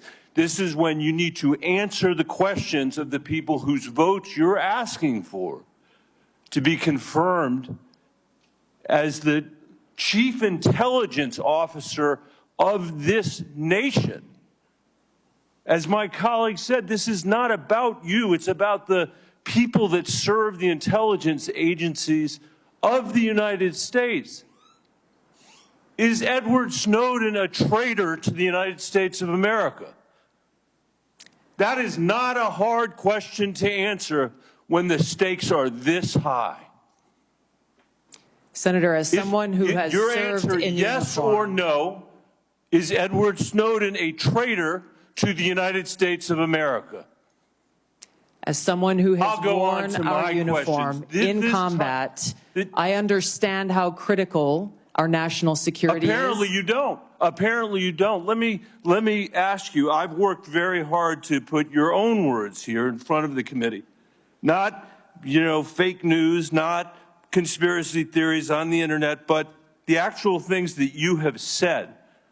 On February 23rd, 2022, at the very moment that Russian tanks were rolling across the peaceful border of Ukraine for the first time, you tweeted at 11:30 p.m. your time, "This war and suffering could have easily been avoided if Biden administration / NATO had simply acknowledged Russia's legitimate security concerns regarding Ukraine's becoming a member of NATO." Did you say that, yes or no? I believe you're reading my tweet, Senator. Yes is the answer. A few months later, you said on your podcast, and I quoted it, quote, "But this regime change war against Russia that the U.S. and NATO are waging via their proxy in Ukraine didn't begin when Putin invaded Ukraine. They had their eyes set on this objective long before that." Did you say that, yes or no? I believe you're reading my tweet. Thank There's you. a The lot answer is more. yes. You're quoting a podcast that I'm provided much more happy to have a context. conversation with the chairman about whether I'm taking anything out of context. I don't think I am. And your answer is yes. Are you aware that your comments about proxy wars and Russia's legitimate security concerns, to quote your own words, are in alignment with what the Russians have said to justify their invasion of Ukraine? Yes or Senator, no? I don't pay attention to Russian propaganda. My goal is to speak the truth, the answer is no. regardless of whether Thank you like it or not. I'll take it. That's fine. You said you are used to speaking truth to power. Yes. I'm shocked to hear you now say that, you are agreeing. I'm not shocked because I know you said it. You are agreeing that you basically said that Putin was justified in rolling over the peaceful border of Ukraine, the first time since World War II that a free nation had been invaded by a totalitarian state. And you were there at 11:30 p.m. that night to say that you were with them, not us. And let me tell you something. You say you don't know because you don't read Russian propaganda.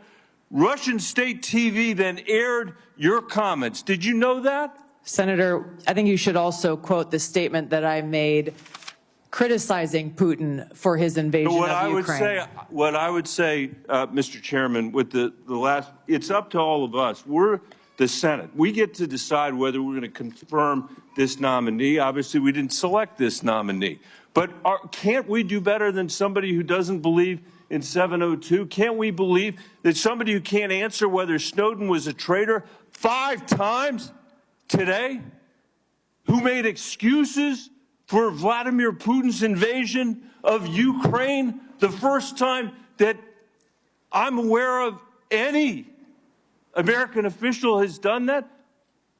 I'm questioning her judgment. That's the issue that's at stake here. And as you said, and I totally agree, this is about our intelligence officers. And you cannot answer. Most of what we do here is in secret.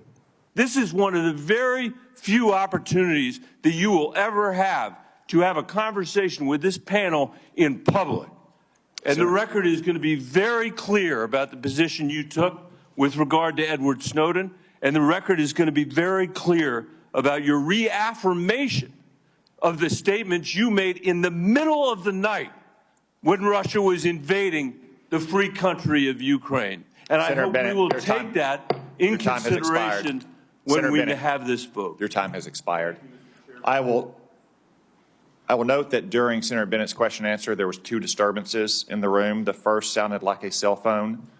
I would ask everyone on both sides of the dais, if you have not silenced or turned off your cell phone, please do so now. The second disturbance was the cries of a small child. We will welcome such disturbances because the cries of an infant are the sound of answered prayers. Senator Rounds. Not only here, but the answered prayers in church when they cry as well, Mr. Chairman. First of all, thank you for your service to our country.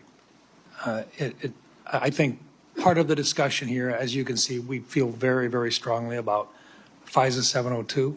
We work with it literally every day. As you can also tell, we have some very, very strong feelings here with regard to the actions of Edward Snowden. I want to come back, and I'm going to give you an opportunity to make any corrections or to make any other comments with regard to both of those issues that have been brought up here. But before I get into that, I want to go back into a little bit of your previous history as well. You did serve as Hawaii's, you served as a congressperson for, what, 8 years? Yes, Senator. And during that time, you served on the Armed Services Committee. And during that time period, you did carry a TS-SCI clearance. You worked your way through that time period. You had an opportunity to look at a lot of information. Can you share just a little bit about the way that you've looked at that, not just as a member of the congressional delegation from Hawaii, but also during the time in which you were a lieutenant colonel serving up through and including a battalion commander? Talk about that a little bit, please. Thank you, Senator, for your question. In both of those roles, I had exposure to different sides of how critical our national security is and the unique role that our intelligence community plays in ensuring our national security. My most recent deployment with the military was as part of a joint special operations task force to Djibouti and Somalia, where our mission was to support the Somalis government and military's focus on defeating al-Shabaab, which is al-Qaeda's element there within East Africa. One of the things that we came across there that I hadn't known previously, even having served in Congress for 8 years, because it hadn't been focused on, was how al-Shabaab specifically was the biggest funder of al-Qaeda in the Arabian Peninsula, which again should be of unique concern and interest to our own national security concerns. Being able to engage with world leaders in both capacities, in uniform and as a member of Congress, being a customer of intelligence in both of those roles gives me a unique perspective, if confirmed as Director of National Intelligence, to come in with fresh eyes, to come in with some of the frustrations that I experienced as a member of Congress with the lack of information that we received from the intelligence community, oftentimes feeling as though everything we heard in a brief could have been read in the newspaper that morning, and the essential oversight role that all of you play here in Congress. You are unable to do so unless you are equipped with that intelligence and information. I'm committed to fulfilling that responsibility if confirmed as Director of National Intelligence. Okay, now, when you and I first met, I told you that I thought you needed to kind of take a change in the direction that you were going with regard to how you were approaching the private conversations, and that we wanted you to sit down and to meet with some folks who were directly involved in gathering the intelligence and so forth. You did that. Yes. And then we came back and we sat back down again. And what those individuals who I had talked to and I asked you to talk with shared with me that they thought that you were a quick study and that you had the opportunity to look at a number of the issues that this committee considers to be extremely sensitive, and 702 in particular. Now, I've got about a minute left, but I want to give you an opportunity in front of this committee to share your position in your own words about how strong or how much it is needed with regard to the continuation of 702 and your support for it. Thank you, Senator. 702 provides a unique security tool and capability that is essential for our national security. There are a number of areas that we would be blind from a national security perspective without this capability. It also must exist next to having safeguards in place to ensure Americans' civil liberties are protected. As you know, Senator, it is illegal under 702 to target any U.S. person. There are several other sections within FISA that speak to some of the civil liberties reforms that you all passed in last year's legislation. So let me finish with this. 702 in its current form stays in effect for the next year. You would agree that there were reforms made which fixed a number of the items that you had a problem with in the first place. Is that correct? It's correct, Senator, and some of those reforms that you enacted were a specific to some of the legislation that I introduced back when I was in Congress, such as prohibiting the abouts collection as well. Thank you. Thank you, Senator Round. Senator Gillibrand. Thank you, Mr. Chairman. Thank you, Ms. Gabbard, for your service, both in Congress and in our U.S. military. I want to talk to you a little bit about your perspectives on China. How do you view China in your national security role? Our relationship with China is one that is complex, given how closely our economies are linked. There are a number of challenges and threats that need to be navigated with respect to China, some of which have come up most recently with this very serious cyber exploitation in Salt Typhoon and Volt Typhoon that seemingly took us by surprise, and the compromising of our major telecom companies and an area of significant and great concern.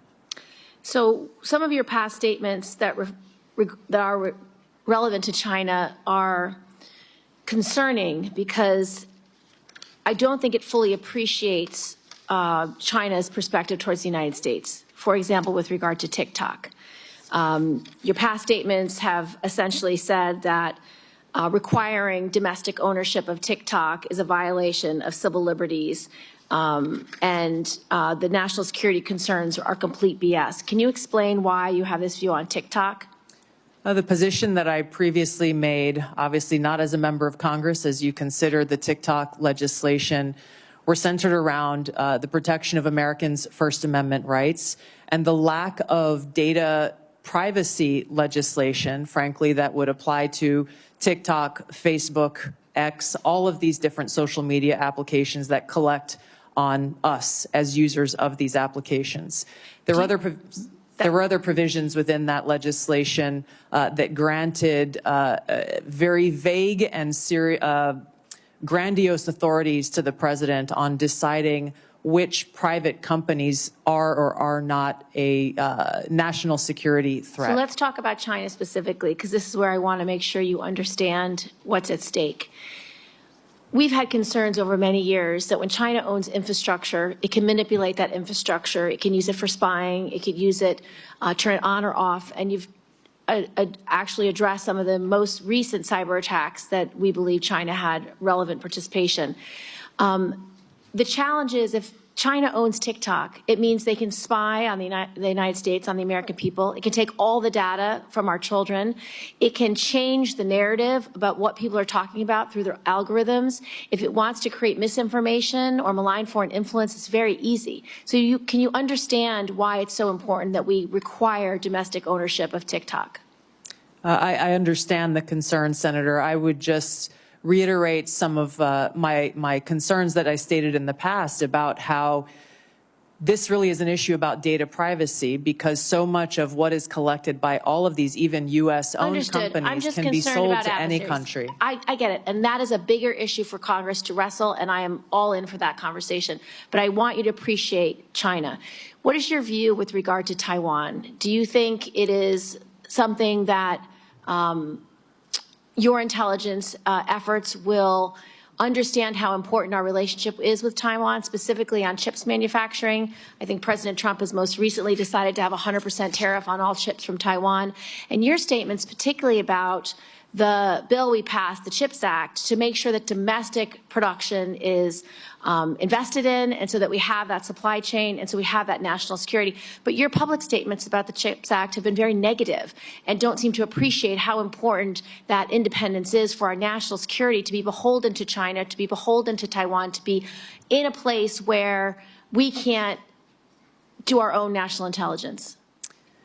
Yes, Senator, I fully support the investment in building and strengthening our own domestic capabilities. If I recall, that legislation had a lot of other provisions in it that had nothing to do with the production of our own capability, and I felt were a distraction away from and a potential obstacle towards achieving that. So you will recommend to the President that we continue to invest in the semiconductor industry in the United States for our own independence as well as our own national security? Yes, Senator, and I would base my recommendations on a number of these, all of these issues, if confirmed as DNI, based on the full assessment of the intelligence picture so that the President understands the ramifications and the potential cost towards any one of these policy positions that he will make and all of you will make. And last, I want to return to the Soleimani strike. At the time, you said it was illegal, that President Trump did was illegal, would cause very significant problems down the line. What is your position on that strike, and will you be able to advise the President in future issues with regard to national security? Those broader issues that I raised with regard to war powers, I have been consistent on. I didn't have access to all of the information behind that strike at the time, and my concerns were that that may be an escalatory action. President Trump was right. There was no escalation beyond that, and his policies towards Iran turned out to be very effective for our own national security. Thank you, Senator Gillibrand. Do you disagree with the President taking away the protection for those who are now being targeted in retaliation for the Soleimani strike, such as previous Secretary Pompeo? Senator, I can't answer that without being able to look at the intelligence assessment and the threat assessment for that or other decisions. Thank you, Senator Gillibrand. Senator Young. Tulsi, good to see you. We had a nice visit in the office. Thank you. Appreciate you being here today. It was clear from that visit in the office that we share a lot of concerns about ill-advised foreign regime change interventions, about the weaponization in certain instances of our domestic law enforcement and intel authorities. Let me talk about something, Edward Snowden, on which we may not agree. It's been recognized he fled overseas with the numbers 1.5 million classified documents. He shared them with the press. He absconded to China and Russia. Do you have any response to the bipartisan findings of the House Intel Committee, which stated that, quote, Snowden caused tremendous damage to national security, unquote, including to military, defense, and intelligence programs of great interest to America's adversaries? I'll give you an opportunity to respond, hopefully briefly.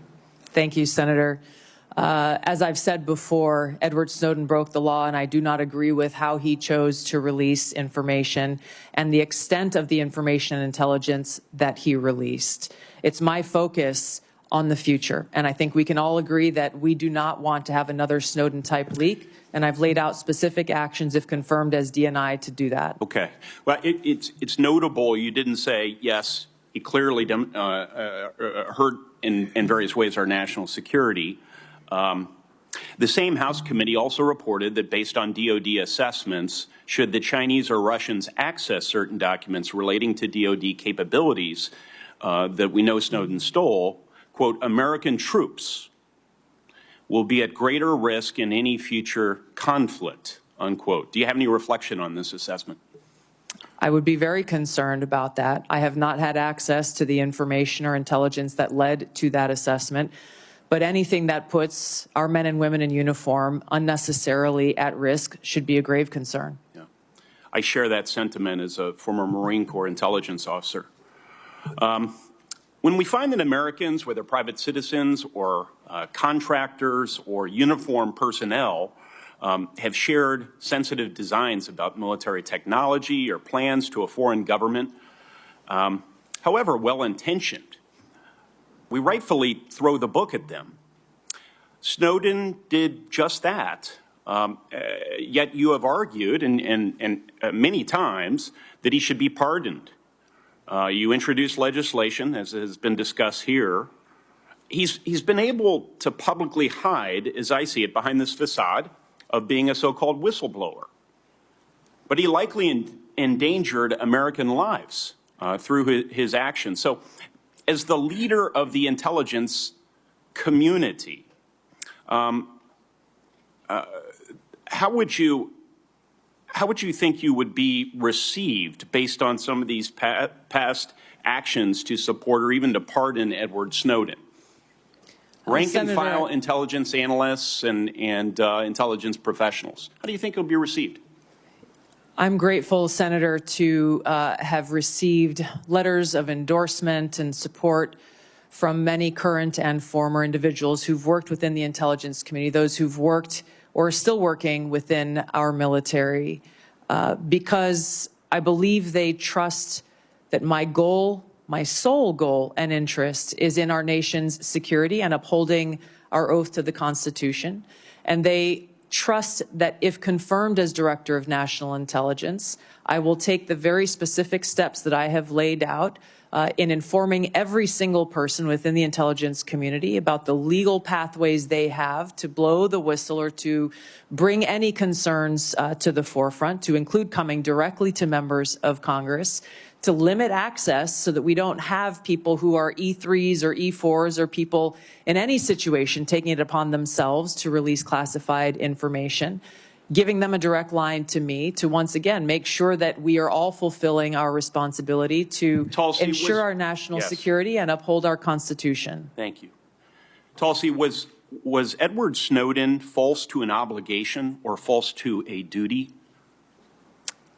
I don't understand what you're saying. False? Yes. Did he betray a duty? But did he betray the trust of the American people? Which is, according to Merriam-Webster, that's the definition of a traitor. Edward Snowden broke the law, and he released this information in a way that he should not have.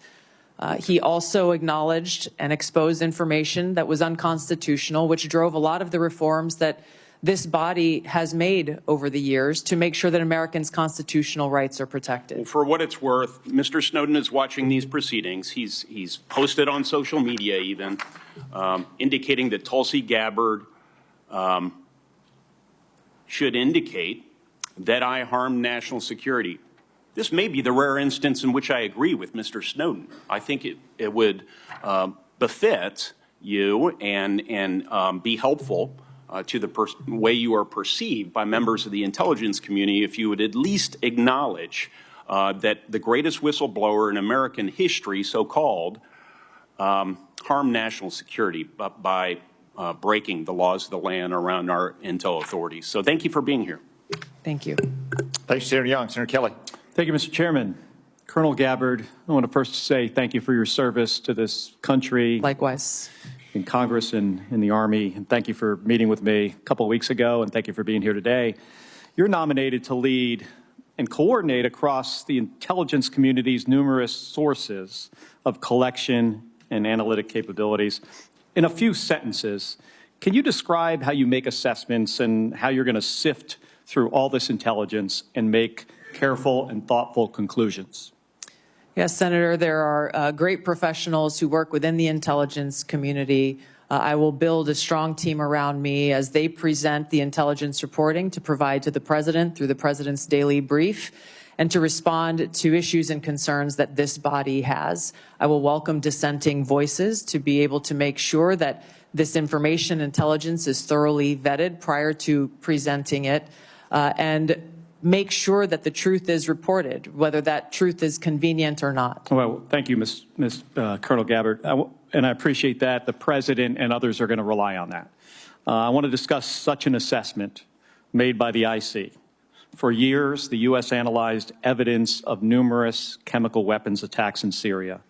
Eventually, we were able to assess that Bashar al-Assad was responsible for a number of these attacks that slaughtered his own civilians. Do you accept the conclusion broadly that Assad used chemical weapons against Syrians? Yes, and I'm on the record for years of agreeing with that broad assessment. Thank you. Among the attacks the U.S. assessed Assad was responsible for 2 that occurred in Douma and Khan Sheikhoun in Syria. As a member of Congress and as a presidential candidate, and as recently as this month, in your written responses to this committee, you have cast doubt on the assessment that Assad is culpable in these 2 attacks. Is that still your position? Senator, I raised those questions given conflicting information and evidence that was presented at that time. Okay. Well, thank you. So, to help inform the public, the Trump administration released declassified intelligence in 2017 and again in 2018, showing how experts analyzed multiple types of evidence, satellite imagery, medical experts' witnesses, describing sources, and showing the reasoning used to determine Assad's culpability in using these chemical weapons, including in Douma and Khan Sheikhoun, in these attacks, the ones that you questioned. I have 2 documents I want to submit for the record, Mr. Chairman. Admitted. Thank you. Were you aware of the declassified assessments, the one I referenced? Yes, I was. And as a member of the House Armed Services Committee and the Foreign Affairs Committee, did you take time to review these? Yes. Okay, thank you. And can you explain to me then why you doubted the intelligence community's conclusions in these 2 cases, Douma and Khan Sheikhoun, but not the others? And please be specific. These 2 cases were being looked at as to be used as a pretext for major military movement, and my fear was a repeat of the deployment of another 500,000 soldiers like we saw in Iraq towards what was the Obama administration's goal, which was regime change in Syria. The question specifically that I raised around these 2 came about because there were 2 reasons. One, that assessment was made with high confidence and low information. The information that they had came from those on the ground in an al-Qaeda controlled area, and therefore were al-Qaeda linked sources. And there was conflicting information that came from the UN's Office on the Prohibition of Chemical Weapons inspectors, as well as an MIT professor, Ted Postel, So I who want to looked talk about at him these for a extensively. second. So did you look into his credentials, yes or no? Yes. And were you aware of his appearances on Russian Today, which is used by the Russians to disseminate government-approved messages? No. Were you aware Postel relied on a chemistry student with a record of defending the Assad regime? At that time, I was not. I have been made aware since. Do you consider this person or these 2 individuals now, do you consider them a better source for the chemistry of sarin gas than the U.S. intelligence community? I assess that at the time, the information, I don't know the second person you're referring to, but MIT professor Ted Postel and the inspectors of the OPCW provided some credible questions that deserved examination. Okay, thank you. Did you attempt to weigh Postel's claims against the significant evidence and assessments already conducted by the IC? Yes, I did. Okay, thank you. So here's my concern here, Colonel. When we began this, you described a thoughtful approach to analyzing intelligence and reaching conclusions. This is what we expect of our professionals. But we just kind of walked through how you came to question Assad's use of chemical weapons in these 2 cases with a different approach. And I don't reject seeking out differing viewpoints. We need to do that. But you started from a place of doubting the conclusions of the U.S. intelligence community, and then you sought out information that confirmed your viewpoint. That led you to embrace the opinions of 2 individuals that I think we disagree on this. You think they had expertise, I do not, and others do not. But these individuals were sympathetic to Russia and the Assad regime.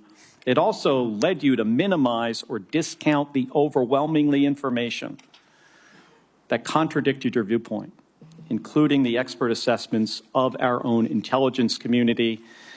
And they don't get it right 100% of the time. I get that. But what I have seen makes it clear that at the same time that you were skeptical of our intelligence community's assessments, you would not apply the same skepticism to information that came from sympathizers of Russia and Assad. And I think that's something that we should all be concerned about. Thank you. And I'm sorry for going over my time. Thank you, Senator Kelly.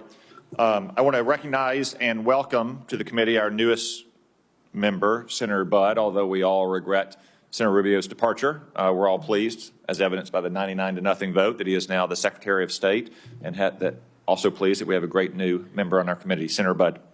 Thank you, Mr. Chairman. I am grateful for your leadership here as well. Colonel Gabbard, great to see you again. I enjoyed meeting you in my office a while back, and I've enjoyed our friendship and our time serving together in the U.S. House. So as you know, Section 3023 of Title 50 states any individual nominated for appointment as DNI shall have extensive national security expertise. You served 4 terms as a member of the House of Representatives, which is a constitutional office, and throughout your tenure, you were a member of the Armed Services Committee and the Foreign Affairs Committee. Is that correct? Yes, Senator. You also served over 2 decades in the U.S. Army, including holding commands at multiple levels, and served through administrations of both political parties. Is that correct? Yes, Senator. Throughout your time in the U.S. House and in the Army, you've been both a consumer of intelligence and a policymaker. How important is it for the intelligence community to provide timely, relevant, factual, and objective intelligence to policymakers? Senator, it is nothing less than a matter of our national security. Too often in the multitude of intelligence failures that our country has seen, that objective has not been met. Now, CIA Director Ratcliffe talked about in his testimony before this committee how the CIA's own internal metrics have shown that analytic objectivity has gone down within that organization. This is the very kind of thing that I would seek to address if confirmed as Director of National Intelligence, is ensuring that politics, biases, or personal views are checked at the door. I would lead by example by doing it myself, and ensuring that that intelligence analysis and reporting meets the objective that the President and Congress requires, which is no politics, no personal abuses, and making sure that that objectivity in a timely, relevant fashion is brought to the President so that we can get ahead of problems in ensuring our national security rather than being caught on our heels and being forced to respond to them. Thank you for that. I think it's clear from your background experience that you more than meet the statutory requirements for this position. I want to switch gears a little bit. There's been a lot of discussion today, and I think it's a necessary discussion about your position on 702, Section 702 of FISA. So I've personally had concerns, and I think we even talked about this when we served in the House together, and I actually voted against its reauthorization when I was in the House. However, I recently voted to reauthorize Section 702 with additional safeguards to end the politicization of the tool and to ensure privacy and civil liberties that they're protected. So, Ms. Gabbard, tell us, how has your thinking on Section 702 developed over time and why? And if confirmed, what will you do to ensure that this new statutory safeguards, that they're fully implemented? Well, Senator, as you pointed out, many of the concerns that we raised when we served in the House of Representatives were centered around the lack of safeguards to protect Americans' Fourth Amendment rights and civil liberties as it pertains to searching of U.S. persons with that incidental collection that occurs under 702. You and I both know and agree that the national security capability that is provided by Section 702 that enables this foreign surveillance on non-U.S. persons overseas is critical, period. My commitment is to make sure that our national security tools are maintained to fulfill that requirement while also protecting Americans' Fourth Amendment rights and protection against unlawful search and seizure. There are a number of those reforms that you referenced, such as the prohibition of abouts collection, which we brought up when we served in the House, making sure that 100% of U.S. persons by the FBI on this incidental collection are reviewed by the Attorney General herself. There are a number of other reforms that I believe strengthen significantly those safeguards, a number of them that I had worked to try to bring into place when I was in the House of Representatives.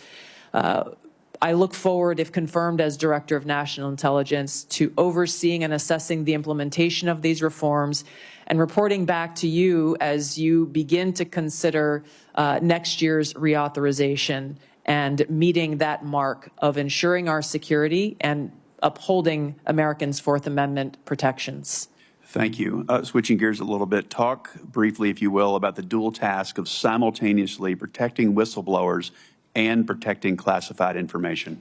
Senator, there are more than sufficient legally protected routes for whistleblowers to come forward should they have concerns on any actions occurring within the intelligence community. I've spoken about the additional protections that I personally will put in place if confirmed as Director of National Intelligence, understanding the seriousness of protecting our nation's secrets, and one that I hold personally. Thank you. Thank you. Thank you, Senator Budd. I will recognize Senator Wicker, an ex officio member of our committee, which is Latin for so powerful a man he can go to any committee he wants and ask questions anytime. I look at it differently, Mr. Chairman. I think what you're saying is that I'm the only non-voting member of this committee that's here at this hearing, and I've been at an Armed Services Committee hearing most of the morning. Let me ask about something that happened a long time ago and something that's happening right now. Colonel Gabbard, I was a member of the House of Representatives on 9/11, 2001. As a matter of fact, I was at the Pentagon that very morning when the attacks happened. Where were you when 9/11? We all remember where we were. Yes, I was in Hawaii. There was a 5 or 6 hour time difference. And so when I woke up that morning, it was several hours. And I remember the first thing I saw in waking up was that horrific footage of those airplanes attacking the Twin Towers in New York City. And I think you obviously have read a lot about it during the 24 plus years since that, and most Americans have. There's a general consensus that there was a massive intelligence failure that's caught us all by surprise, even though the World Trade Center had been attacked earlier. Do you think stovepiping was a problem in our intelligence failure? There's no question about it, Senator. Oh, okay. Well, based on your reading, okay, could you elaborate just a little? Yes, absolutely, Senator. When we looked back at the post 9/11 reporting and the post assessments that were made, it was very clear that there was stovepiping of information and intelligence that occurred at many levels, at the highest but also at the lowest levels, where information that was collected by the FBI, information that was collected by the CIA was not being shared. There was almost ships passing in the night, where if there was an integration of those intelligence elements and information being shared, it is highly likely that that horrific attack could have been prevented. And that's the reason, really, your position was created. There's been some discussion this morning. I have not been able to listen in, but I understand there's been some discussion about reforming the Office of D&I to eliminate redundancy and increase effectiveness. Do you worry that in doing so, we might be getting back to the same problem that we had in 2001? The problem that we had in 2001, Senator, remains at the forefront of my mind. And as you said, this is exactly why the ODNI was created. Given my limited vantage point not being in this seat, I am concerned that there are still problems with stovepiping that need to be addressed. And in some cases, my concern would be that unnecessary bureaucratic layers may be contributing to that problem. This is where coming in and being able to really take a fresh look, given my experience and my background, will be essential to making sure that the ODNI is accomplishing the reason why it was created in the first place. Okay, and I have a lot of suggestions about how to make the Department of Defense more efficient also. I would simply caution you before I move on to my other quick question, that as we are trying to eliminate overlaps that we avoid getting back to the thing that created your agency to start with. Now, let me just ask about anomalous health incidents. I know you're not in the intelligence community yet, but having read, as most of us have, about these Havana syndrome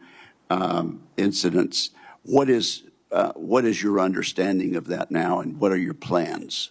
Yeah, Senator, thank you for this question. It's been deeply concerning throughout this period, from the first time this was discovered so long ago to where we are today, that the intelligence community still has failed to identify the source and the cause for Havana syndrome, as it's commonly known, even as many people who are in service are suffering the consequences of it.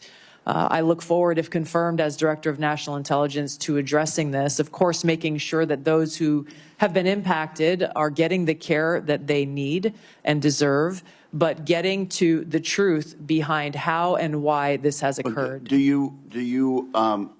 you saying that we're not any closer to understanding where these came from? Based on my understanding, there has not been any definitive reporting from the intelligence community on the source and the cause for these anomalous health incidents. Okay, well, perhaps you'd like to, I could follow up on the record. I'd look forward to that. But I think there's some more public information that is recent about that. Thank you, ma'am. Appreciate it. Thank you, Senator. Senator Wicker.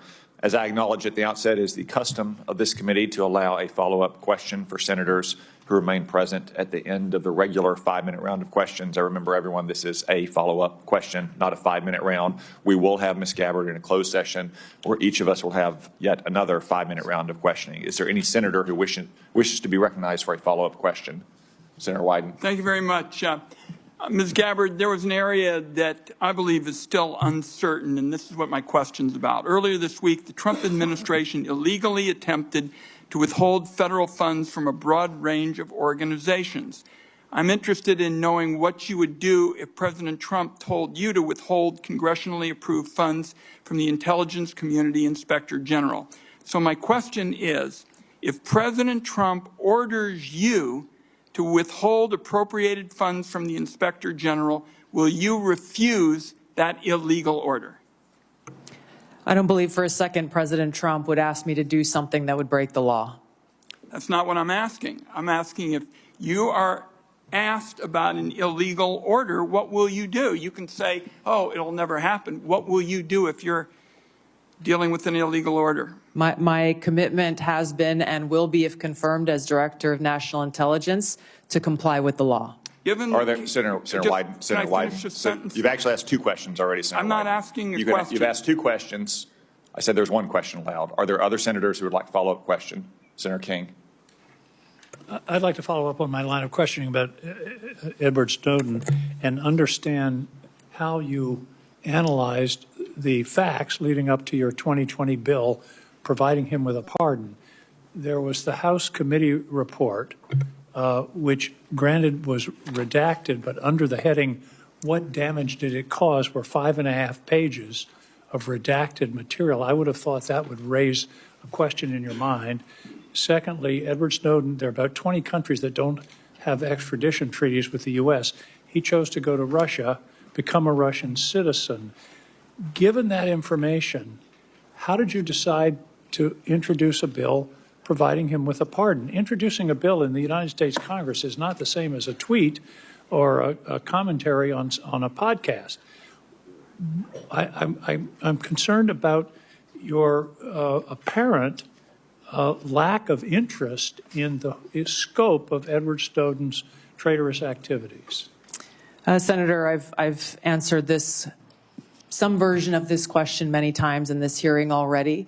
My foremost concern has been, remains, and will continue to be in upholding my oath to the Constitution to support and defend Americans' Fourth Amendment constitutional rights. If confirmed as Director of National Intelligence, I'm committed to ensuring that we protect our nation's secrets by implementing a number of actions I've outlined so that those who have concerns about programs within our intelligence community that we don't have another Snowden-like leak, and they are able to raise those concerns either directly with Congress or through any one of a number of legal paths that are available. And I think it's also important, and in line with many of the bipartisan concerns I've heard from this committee, in security classification, security clearance and classification reform, in narrowing severely those who have access to the most sensitive and compartmentalized intelligence reporting and capabilities. Senator Bennett. Thank you. Thank you for your generosity, Mr. Chairman, in letting us have a second question. Thank you again for hanging in there with this discussion, Colonel Gabbard. The House Intelligence Committee review of the Snowden disclosures found not only that he was a traitor, but that since Snowden's arrival in Moscow, he has had and continues to have contact with Russian intelligence services. You can see the deep concern on both sides of the aisle here. You had in your opening statement all kinds of complaints about former officials in the intelligence agencies, the United States press, the journalists, the media, Democrats, suggested that you weren't being treated fairly when you were coming here. No condemnation at all for this, which leads me to wonder why it is so hard for you to say that Edward Snowden was a traitor to our country. And the question I guess I have for you is how, if you can't say that, you feel that the concerns that this committee has, that we need somebody here who will actually honor their oath, as you said. Maybe I should make it easier for you. Edward Snowden did not honor his oath to the Constitution, which is what you just said was the most important duty, most important obligation that you have in this role. Why is he being treated like a folk hero by you instead of the traitor that he was? Senator, as I said, my focus and what should be of relevance to all of you and everyone watching is what I will do as Director of National Intelligence to work with you to make sure there's not another Snowden-like leak, given the paramount importance of our national security and keeping our nation's secrets. I've laid out a number of ways that I intend to do that, if confirmed, in fulfilling my responsibility in this role. Thank you, Mr. Chairman. Senator Gillibrand. Thank you, Mr. Chairman. I just wanted to continue along with regard to China because it's such an important part of your portfolio.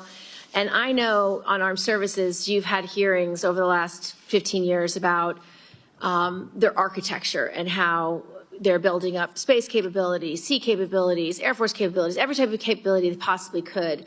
And that aligned with their malign foreign influence and with their ambition with regard to Taiwan. It just creates a very dangerous scenario and concerning one.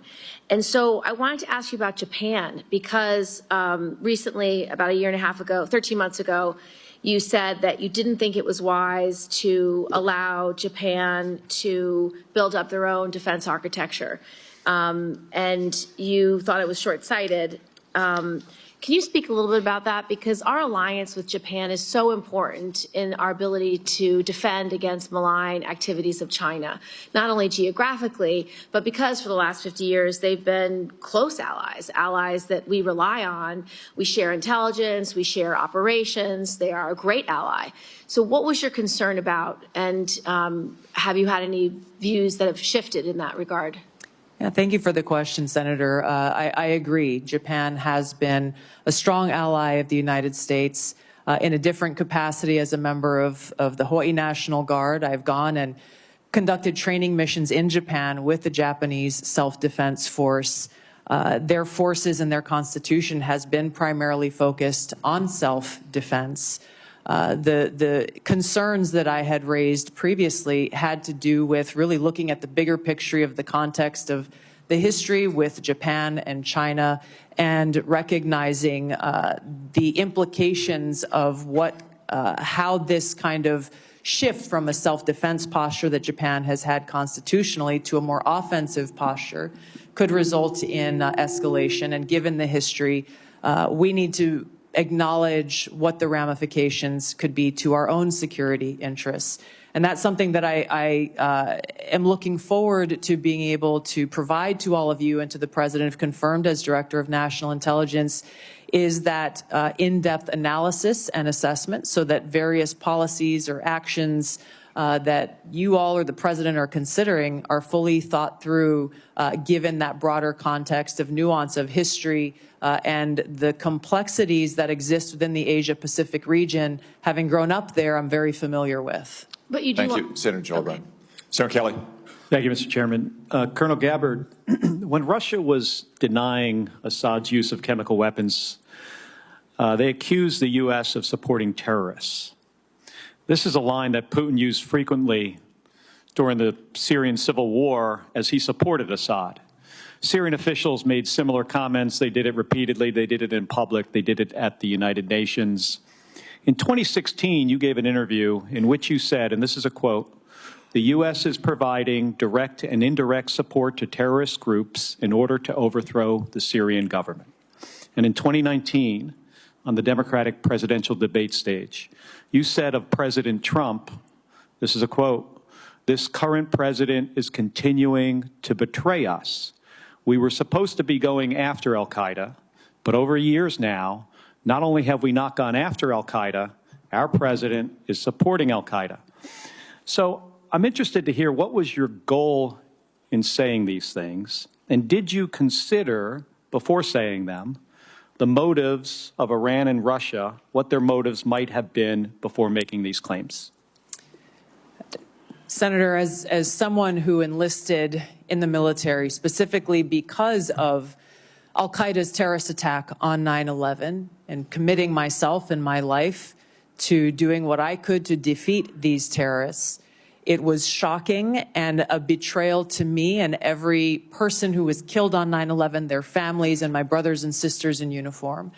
When, as a member of Congress, I learned about President Obama's dual programs that he had begun really to overthrow the regime of Syria, and being willing to, through the CIA's Timber Sycamore program that has now been made public, of working with and arming and equipping al-Qaeda in an effort to overthrow that regime, starting yet another regime change war in the Middle East.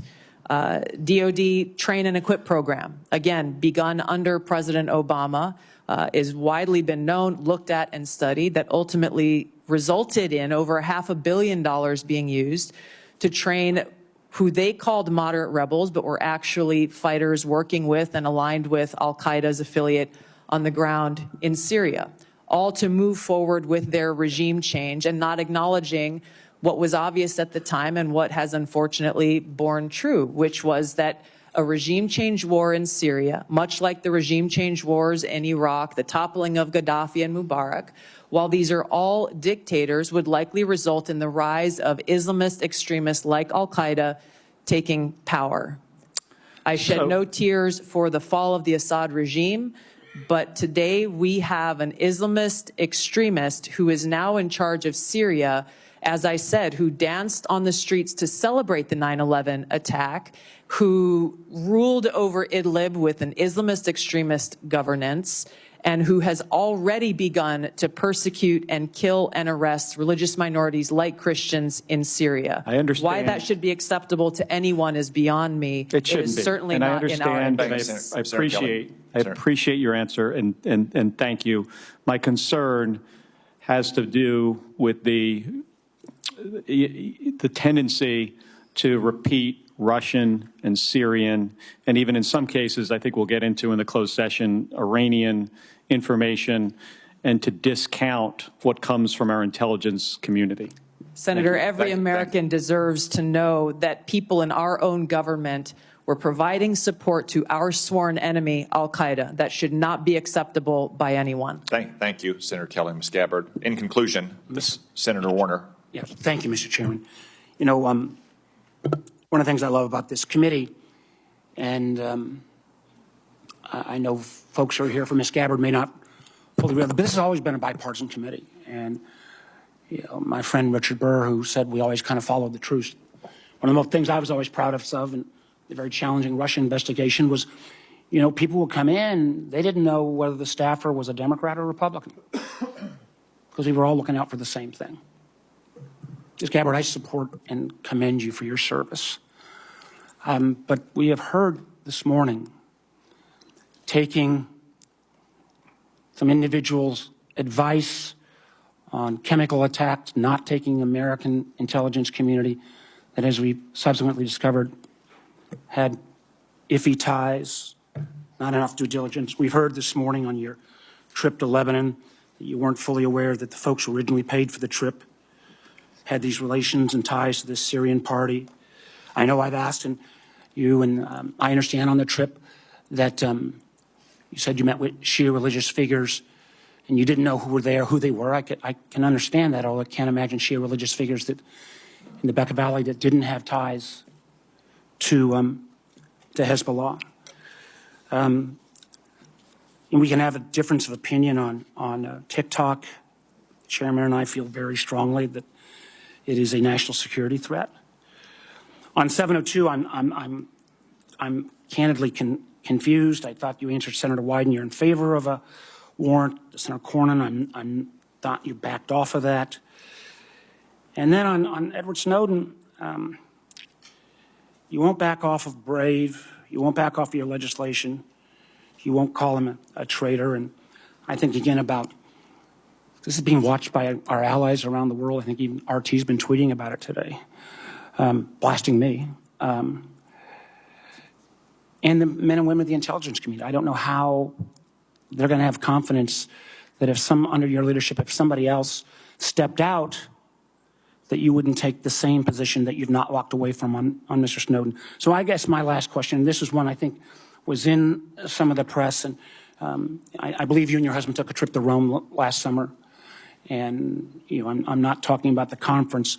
I think you didn't ask who paid for the trip. I just want to get this off the record right now. Not if you and your husband reimbursed, but did you pay for the trip in the outset, or? There was a nonprofit organization that was coordinating with the Vatican to set up this meeting that was centered around peace and security interests in the Western Hemisphere. I'm not going to go into that. I just want to just make sure. So you didn't understand your trip was paid for by a gentleman named Pierre Louvarier and the Clementi Foundation? The nonprofit, my understanding, was paid for the trip. Mr. Louvarier has enormous ties to Konstantin Malovov. I'm mispronouncing his name, but who is somebody that America has sanctioned. I'm sure we can get into this in the classified hearing, but again, the due diligence that's required before you take these trips or make these assumptions is something that I find very troubling. Thank you, Mr. Chairman. Thank you, Senator Warner. I would also note that same New York Times story reported that there's no indication that Ms. Gabbard did anything wrong on that trip. Ms. Gabbard, thank you for your time and for your testimony. Thank you, most importantly, for your service to our nation. As I said at the outset, it's no secret that this nomination has generated more attention and interest than most nominees before this committee. We have received a large number of statements, letters, and other such materials in support of and in opposition to Ms. Gabbard's nomination. I will submit all of those for the record. For the benefit of senators, it is also my intention to hold a committee vote on Ms. Gabbard's nomination as soon as possible. Therefore, for planning purposes, any senator who wishes to submit questions for the record after today's hearing, please do so by close of business tomorrow. That is Friday, January 31st, 5 p.m. Eastern Time. Now, let me explain what will happen next. Committee security and Mrs. Gabbard's security will escort her and her immediate party out of this room through the door behind me. Everyone else will remain seated in this room. The Capitol Police will secure that door so no one else leaves this room until Ms. Gabbard has reached her break room in preparation for the closed session. We will convene in that closed session in approximately 30 minutes at 1:10 p.m. This open session is adjourned.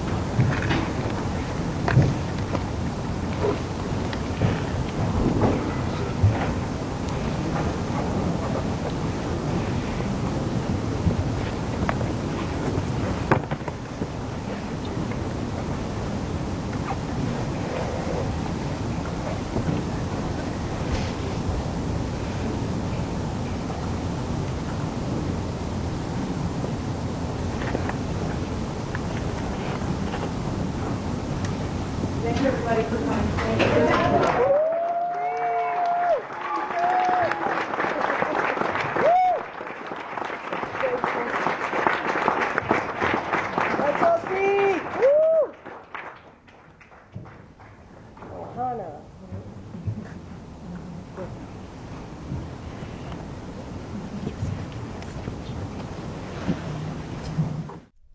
Earlier today, former Congresswoman